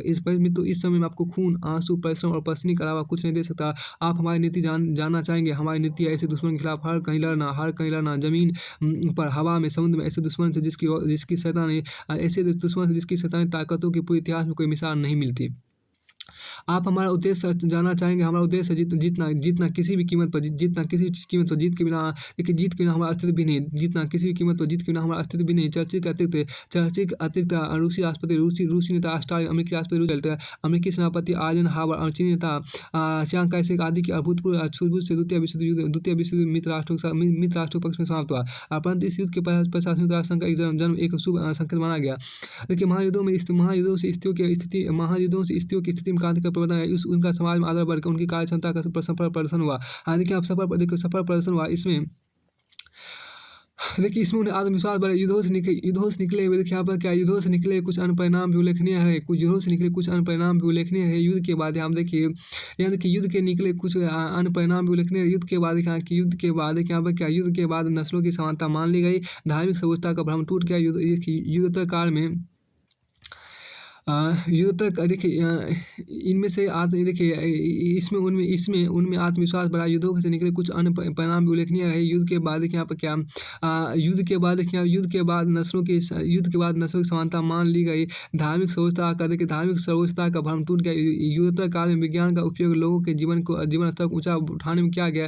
परमाणु युग का सूत्रपात था युग, किंतु साथ ही विज्ञान ने अपना विनाशकारी प्रभाव भी दिखाया। देखिए यहाँ पर सदैव समय एक साथ नहीं रहता। सदैव समय एक साथ नहीं रहता। 20वीं शताब्दी के पूर्वांध में घटी घटनाओं ने यह सिद्ध कर दिया कि विश्व भर में यूरोप का दबदबा नहीं रहेगा। एशिया के सिंह जाग चुके थे। एशिया में चीन की ओर नजर डाले तो ज्ञात होता है कि वो एक शताब्दी पर एक अत्यंत गरीब राष्ट्र था। 1911 की क्रांति द्वारा सन्याल सेन के नेतृत्व में हुए बदलाव ने निरंकुश मंचू सत्ता का अंत कर दिया, किंतु यह क्रांति चीन की पुरानी परंपराओं एवं अवशेषों को नष्ट नहीं कर पाई थी। फिर भी सन्याल सेन को भारत के महात्मा गांधी तथा तुर्की के मुस्तफा कमाल अतातुर्क जैसे महान एशियाई नेता के साथ स्थान प्राप्त है। जो विदेशी शासन विरोध करते हुए अपनी जनता को सुधारना चाहते थे, उसने कुओमिंतांग दल का गठन किया, जिसके 3 उद्देश्य थे। पहला, चीन को विदेशी प्रभुत्व से मुक्त करना। दूसरा, चीन को एक आधुनिक लोकतंत्र बनाना। तीसरा, भू सुधार लागू करके किसानों को सामंतों के नियंत्रण से मुक्त कराना। परंतु सिंह कुओमिंतांग तथा साम्यवादियों के बीच मतभेद उत्पन्न हो गया। सन्याल सेन की मृत्यु 1925 ईस्वी में के पश्चात 1 लाख साम्यवादियों के साथ माओ जेदांग ने ऐतिहासिक 6000 मील लंबी पदयात्रा की। चीन के माओ को देखिए यहाँ पर क्या, चीन के माओ का आधुनिक इतिहास के अत्यंत चमत्कारी नेता में गिनाया जाता है। माओ के नेतृत्व में चीन की साम्यवादी पार्टी ने एक रक्त रंजित लंबे युद्ध के बाद 1949 ईस्वी में देश की विस्तृत मुख्य भूमि पर अपना नियंत्रण स्थापित करने में सफलता प्राप्त की। माओ ने सैद्धांतिक मार्क्सवाद को अपनाया और चीन की पारंपरिक शक्तियों के तत्वों के साथ उसका तालमेल बैठाया। माओ ने विश्व की प्रथम संपूर्ण कृषक क्रांति का नेतृत्व किया। इस दृष्टि से चीन की साम्यवादी क्रांति रूस की लेनिन के नेतृत्व में क्रांति से बहुमत भिन्न था। रूस की क्रांति में औद्योगिक कामगार और मजदूरों का हाथ था। इसके अतिरिक्त आपको लेनिन की युद्धकारी नीति ने रूस के कृषक वर्ग को दबा दिया था। लेकिन माओ अपनी क्रांति को किसानों, कामगारों, छोटे बुर्जुआ, मध्य वर्ग और राष्ट्रीय बुर्जुआ के सम्मिलन के माध्यम से सफल बनाना चाहता था। माओवाद की कमजोरी के बावजूद चीन एक विशेष शक्ति बनने की ओर अग्रसर था। इसी तरह जापान से जैसा छोटा एशियाई राष्ट्र द्वितीय विश्व युद्ध में एक बड़ी ताकत बनकर उभरा था। वैसे जापान प्रोत्थान के पश्चात ना तो कमजोर राष्ट्र और ना पिछड़ा। 20वीं शताब्दी प्रारंभ उसने चीन को पराजित कर अपनी उपस्थिति दर्ज करा दी। हम पुनः मध्य 20वीं शताब्दी के विश्व की ओर लौटते हैं। द्वितीय विश्व युद्ध की समाप्ति के साथ विश्व शांति तो स्थापित हो गई, किंतु आने वाले लगभग 4 दशक तक विश्व की 2 बड़ी शक्तियों सोवियत संघ एवं संयुक्त राज्य अमेरिका के मध्य अघटित युद्ध के बाद आपको आच्छादित रहे। अंतर्राष्ट्रीय राजनीति में देखिए इस स्थिति को शीत युद्ध कहा जाता है। इस स्थिति को सशस्त्र शांति के नाम से पुकारा जाता है। शीत युद्ध मूल रूप से वैचारिक घृणा तथा राजनीतिक अविश्वास पर आधारित था। वस्तुतः शीत युद्ध एक ऐसा मनोवैज्ञानिक युद्ध था जिसमें प्रतिपक्ष के प्रभाव क्षेत्र को कम करने तथा अपने समर्थकों की संख्या में वृद्धि का प्रयास किया गया। शीत युद्ध के दोनों पक्षों में पक्ष एक दूसरे को नीचा दिखाने का प्रयास करते रहते थे। देखिए उनके मध्य निरंतर सैनिक प्रतिद्वंद्विता तथा गुप्तचर की प्रक्रिया चलती रहती थी। शीत युद्ध के दौरान अमेरिका ने सोवियत संघ को विश्व शांति का शत्रु तथा साम्यवाद को व्यक्ति की स्वतंत्रता के विनाशक के रूप में प्रस्तुत किया। दूसरी ओर सोवियत संघ ने अमेरिका को साम्राज्यवादी तथा पूंजीवादी शोषण का प्रतीक बताया। शीत युद्ध ने अंतर्राष्ट्रीय राजनीति को बुरी तरह से 4 दशक से अधिक समय तक प्रभावित किया। अंत में 1991 ईस्वी में शीत युद्ध के मूल कारणों की ही समाप्ति हो गई। गोर्बाचोव की नीतियां, जर्मनी का पुनः एकीकरण तथा सोवियत संघ के विघटन ने मूल में शीत युद्ध की समाप्ति में प्रमुख भूमिका निभाई। परंतु इसके साथ ही अमेरिका तथा सोवियत संघ दोनों की अवधारणाओं में परिवर्तन के तथ्य ने शीत युद्ध के अवसान को असंभव बनाया। देखिए शीत युद्ध के समापन का मुख्य कारण आपको सोवियत संघ का अवसान था। फिर प्रश्न उठता है कि देखिए फिर प्रश्न उठता है कि सोवियत संघ के बिखराव की क्या कहानी रही है। ये आप जानते हैं कि 1970 ईस्वी में वैश्विक क्रांति के पश्चात सोवियत संघ में साम्यवाद की स्थापना हुई थी। साम्यवाद के रास्ते पर चलकर सोवियत संघ विश्व शक्ति बना। किसान और मजदूर ने होना अब दुर्भाग्य की बात नहीं थी, परंतु बंदूक किनारे के डर के भय से प्राप्त उपलब्धियां अस्थायी कैसे परंतु बंदूक किनार के डर से परंतु बंदूक किनार के डर के भय से प्राप्त उपलब्धियां अस्थायी कैसे रह सकती थी। यही कारण सोवियत संघ के विघटन का देखिए सोवियत संघ का विघटन अनहित कमजोरियों के साथ साथ दबावों का प्रभाव था। देखिए पेरिस्तोई का पुनर्गठन और ग्लासनोस्त खुलापन की नीतियों पर चलकर सोवियत संघ नए समाज की अवधारणा को लेकर अग्रसर था, परंतु सुधारवादी कदम भी सोवियत संघ का भला नहीं कर पाए। यहाँ हमें किसी विद्वान कथन का स्मरण आता है कि यहाँ हमें किसी विद्वान कथन का स्मरण आता है देखिए यहाँ हमें किसी विद्वान के कथन का स्मरण हो आता है कि सर्वाधिकारी शासन देखिए सर्वाधिकारी शासन के सबसे खतरनाक दिन वे होते हैं जब वे सुधार की प्रक्रिया शुरू करते हैं। दुर्भाग्य से विशाल सोवियत संघ के अंतिम दिन आ चुके थे। ऐसा प्रतीत होता था कि सोवियत संघ इतिहास को अपने ढंग से निर्मित करना चाहा, परंतु सदैव ऐसा हो आवश्यक नहीं।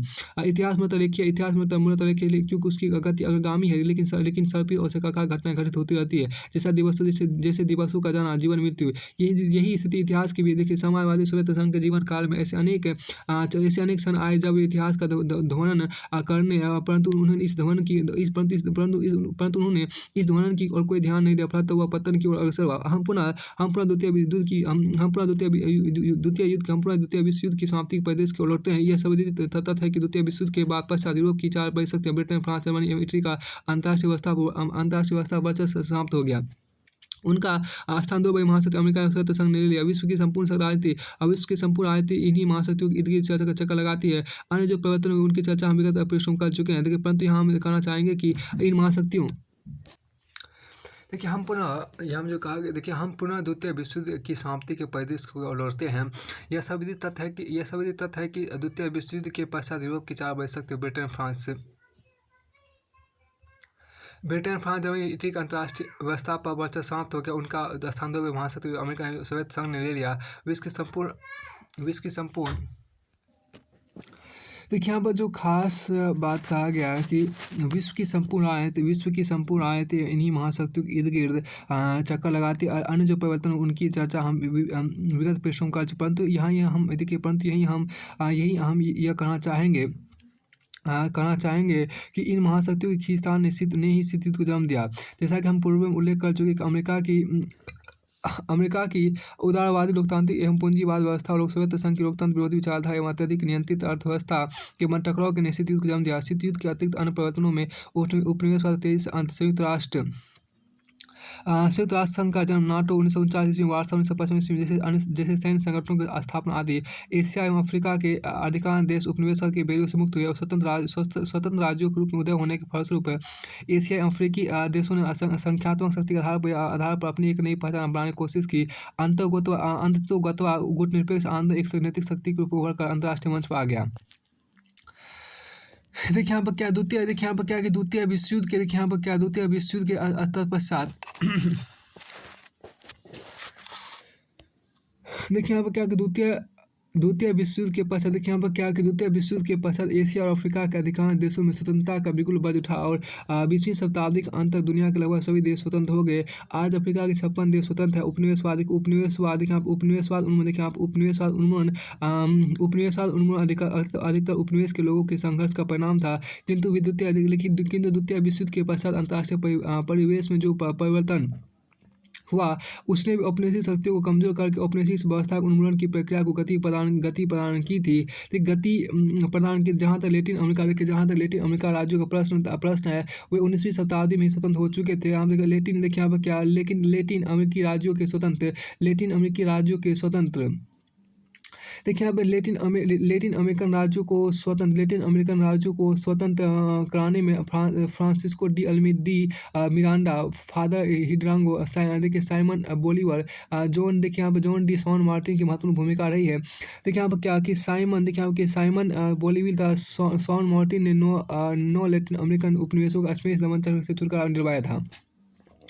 प्रसंग यहाँ देखिए प्रसंग व देखिए प्रसंग व साइमन बोलीविल के बारे में बताना उपयुक्त होगा कि साइमन बोलीविल 1780 से 18 ईस्वी में वेनेजुएला का मुक्तिदाता एवं राजनयिक था। उसने भी कोलंबिया का निर्माण किया, जिसमें कोलंबिया, पनामा, वेनेजुएला एवं इक्वाडोर शामिल थे। ये सभी पहले स्पेन के उपनिवेश रहे थे। इन्हें क्रांति द्वारा उसने मुक्त कराया। उसकी सेवा का स्मरण करते हुए दक्षिण मध्य अमेरिकी गणतंत्र बोलिविया का नाम बोलीवर के समान रखा गया। इन्हीं संदेश वो इतिहास के साथ विराट व्यक्तित्व था, जिसके जीवन में साहस दुख जिसके जीवन में साहस एवं दुख प्रसिद्ध एवं पराजय रही। किसी समय शरणार्थी भगवान बोलीवर ने कठिन परिश्रम के बल पर अपने सैनिकों को विजय दिलाई। द्वितीय विश्व युद्ध के पश्चात नाटो जैसी संस्थाओं का जन्म भी इतिहास के एक महत्वपूर्ण पहलू है। 4 अप्रैल 1949 ईस्वी को स्थापित उत्तरी अटलांटिक संधि संगठन नाटो ने पिछली अर्ध शताब्दी को कम प्रभावित नहीं किया। वर्तमान इसके कुल सदस्य 26 हैं। स्मरण के 2 अप्रैल 2004 को ईस्वी को पूर्वी यूरोप के 7 राष्ट्रों इसकी सदस्यता ग्रहण की। इस संगठन का स्थापना उद्देश्य शांतिप्रिय उपायों द्वारा अंतर्राष्ट्रीय विवादों का समाधान तथा तत्कालीन सोवियत संघ एवं उसके सहयोगी राष्ट्रों से सैन्य खतरों का सामना करना। लेकिन विडंबना यह कि संगठन अस्तित्व अभी भी बना हुआ है, जबकि सोवियत संघ का पराभव हो चुका है, अर्थात खत्म हो चुका। इसके अतिरिक्त इस संगठन में अब वह देश भी शामिल कर लिए गए हैं। देखिए अब इसके अतिरिक्त इस संगठन में अब वह देश भी शामिल कर लिए गए हैं जो कभी सोवियत संघ के अंग रहे थे अथवा उसके घनिष्ठ सहयोगी रहे थे। देखिए यहाँ पर क्या कि जो कभी सोवियत संघ के अंग रहे थे अथवा उसके घनिष्ठ सहयोगी रहे थे। देखिए यहाँ पर जो कभी सोवियत संघ के अंग रहे थे उसके घनिष्ठ सहयोगी रहे थे। यह ध्यातव्य है कि नाटो की आक्रामक गतिविधियों के प्रतिक्रिया स्वरूप पूर्व सोवियत संघ तथा पूर्वी यूरोप के समाजवादी देशों ने 14 मई 1955 को वार्सा संधि संगठन कायम किया था। आज वार्सा संधि का तो विघटन हो चुका है, किंतु नाटो ने वर्तमान परिप्रेक्ष्य में से आक्रामक प्रतिरक्षा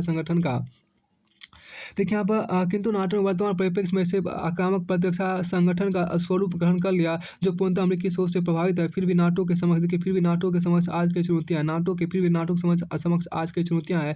नाटो के विदेश मंत्रियों की बैठक आइसलैंड में की राजधानी रिकजाविक में 14 से 15 मई 2002 को ईस्वी को संपन्न हुए, जिसमें नवीन चुनौतियां उनके कार्यक्रम का मुख्य मुद्दा था। नाटो के महासचिव लॉर्ड रॉबर्टसन इस बैठक में नाटो के विदेश मंत्रियों के संबोधित करते हुए कहा, यूरोप के इर्द गिर्द एक नई किस्म की सोच स्थापित करने के नाटो को शीत युद्ध के बाद रूपांतरित किया गया था। उसे बाल्कन क्षेत्र में अस्थिरता दूर करने के पुनः रूपांतरित किया गया था। उसे एक नई शताब्दी के खतरों से निपटने के बदला जाना चाहिए था। नाटो को आतंकवाद से नए खतरों से निपटने की नई क्षमता एवं नए संबंधों को विकसित करना होगा। देखिए नाटो के स्वरूप, अधिकार क्षेत्र एवं कार्यक्षेत्र में बदलाव का मुख्य कारण 11 सितंबर 2001 ईस्वी की आतंकवादी घटनाएं हैं, जिन्होंने विश्व को हिला दिया। देखिए यहाँ पर क्या कि लॉर्ड रॉबर्टसन की चेतावनी के परिप्रेक्ष्य में नाटो रूस की शिखर बैठक 28 मई 2002 को ईस्वी को रोम में आयोजित की गई। इसमें पुनः इस संकल्प को दोहराया गया कि यूरोप एवं संपूर्ण विश्व को आतंकवाद, आणविक, रासायनिक एवं जैविक हथियारों के खतरों से निपटने के लघु एवं लंबी अवधि की रणनीतियों को तैयार करना होगा। जहाँ तक रूस की भूमिका का प्रश्न, इस बैठक में आम राय बनी कि सुरक्षा एवं आतंकवाद जैसे मामलों पर रूस का सहयोग अनिवार्य है।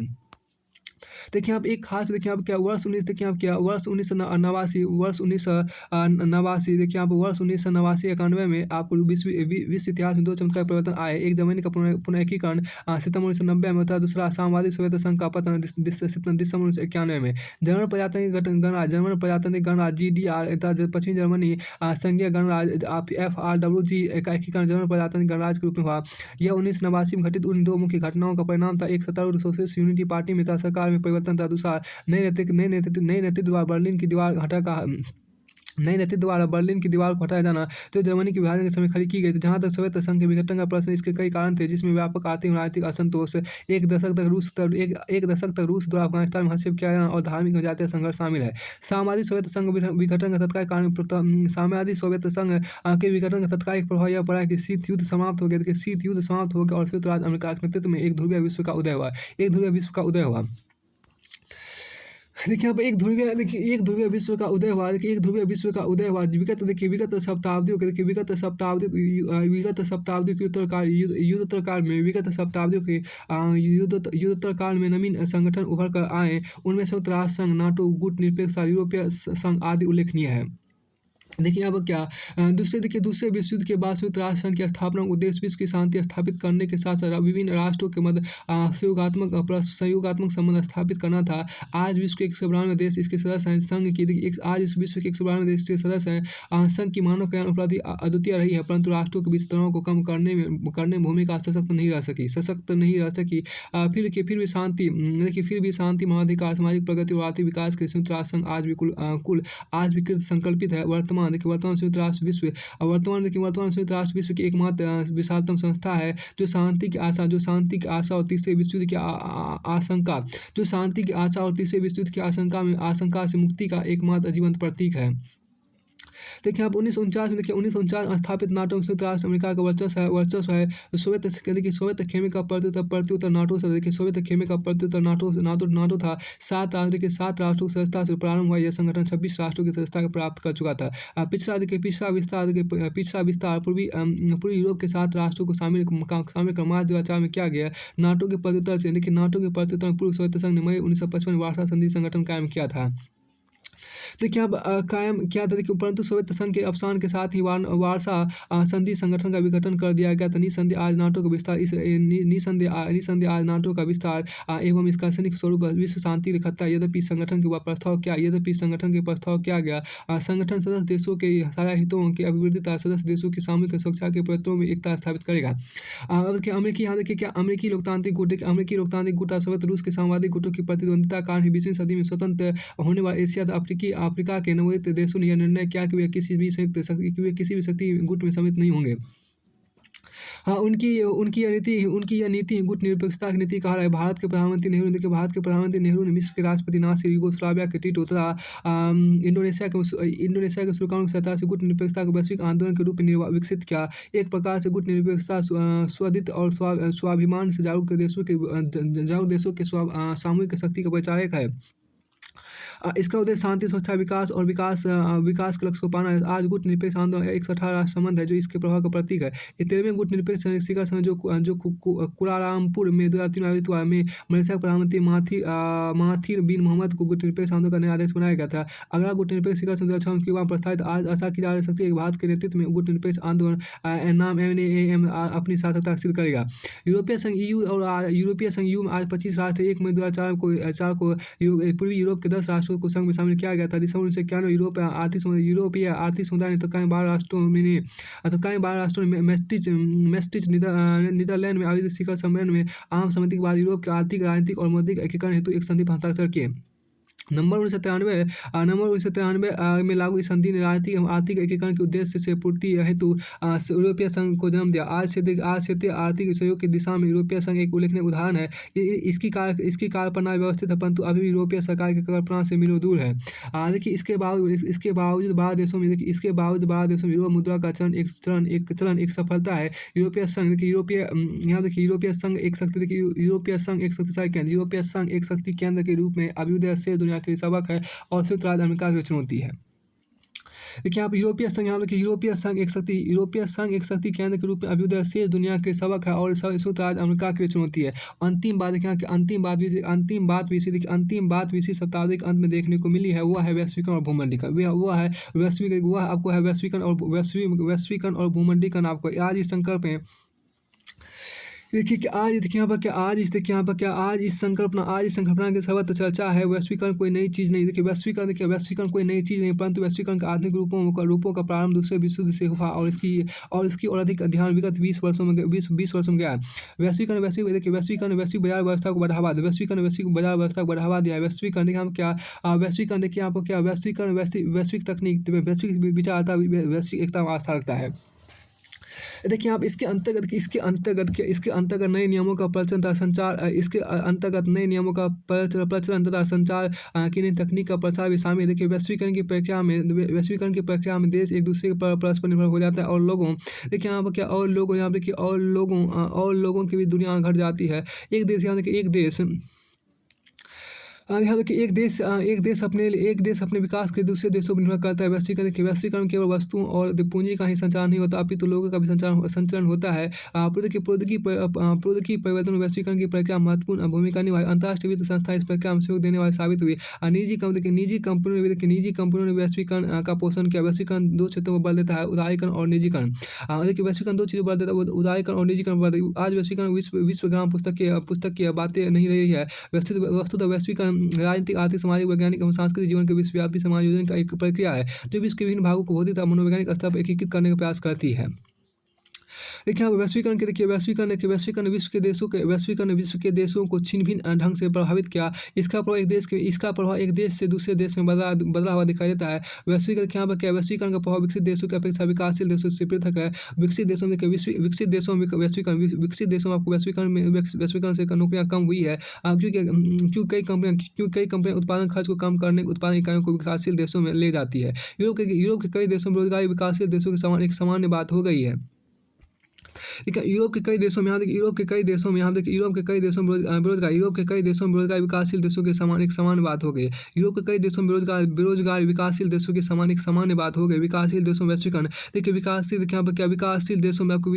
देशों में वैश्वीकरण खाद्यान्न एवं अन्य कई निर्मित वस्तुओं के उत्पादकों को कुप्रभावित करता है। बाह्य देशों की निर्मित वस्तुओं के प्रवेश से स्थानीय उद्योग खतरा बढ़ गया। वैश्वीकरण से कई नई बातें भी हुई। इससे पूंजी, नवीनतम प्रौद्योगिकी और मशीनों का आगमन परस्पर देशों में बढ़ा है। संसाधनों के निजीकरण को प्रोत्साहन मिला है। देखिए यहाँ पर संसाधनों के निजीकरण को प्रोत्साहन मिला है, परंतु इससे शोषण की प्रवृत्ति फैली है। देखिए निजीकरण उन लोगों को भी वंचित रखता है जो इन संसाधनों को उपभोग करने के, खर्च करने की क्षमता नहीं रखते हैं। अब बहुराष्ट्रीय कंपनी के आगमन ने हद से अपनी सरकारों की संप्रभुता को प्रभावित किया है। इतना ही नहीं, वैश्वीकरण ने सामाजिक और सांस्कृतिक प्रभाव भी गहरे हुए हैं। आज पारिवारिक संरचना में भारी परिवर्तन प्रदर्शित है। खान पान के त्योहार समारोह भी काफ़ी बदल गए हैं। समुदाय के अपने संस्कार, परंपरा और मूल्य भी परिवर्तित हो रहे हैं। इस प्रकार वैश्वीकरण दुनिया को बदलने की ओर अग्रसर है। यह एक अनुत्क्रमणीय प्रक्रिया है। यदि वैश्वीकरण ने कुछ समस्याओं का समाधान किया है तो कई नवीन समस्याओं को जन्म दिया है। गांधी के चरखे सिंधु घाटी की बैलगाड़ी को कम उपयोगी समझे तो बात समझ में आती है, परंतु उन्हें तिरस्कृत योग अनुपयोगी समझे तो वैश्वीकरण निश्चय ही त्याज्य समझा जाना चाहिए। तो यहाँ तक कि आपको जो चैप्टर पूरी तरह से फिनिश होता है। अब आपको पहला चैप्टर जो आपको है प्रबोधन आधुनिक विचार, जिसमें आपको वो देखेंगे।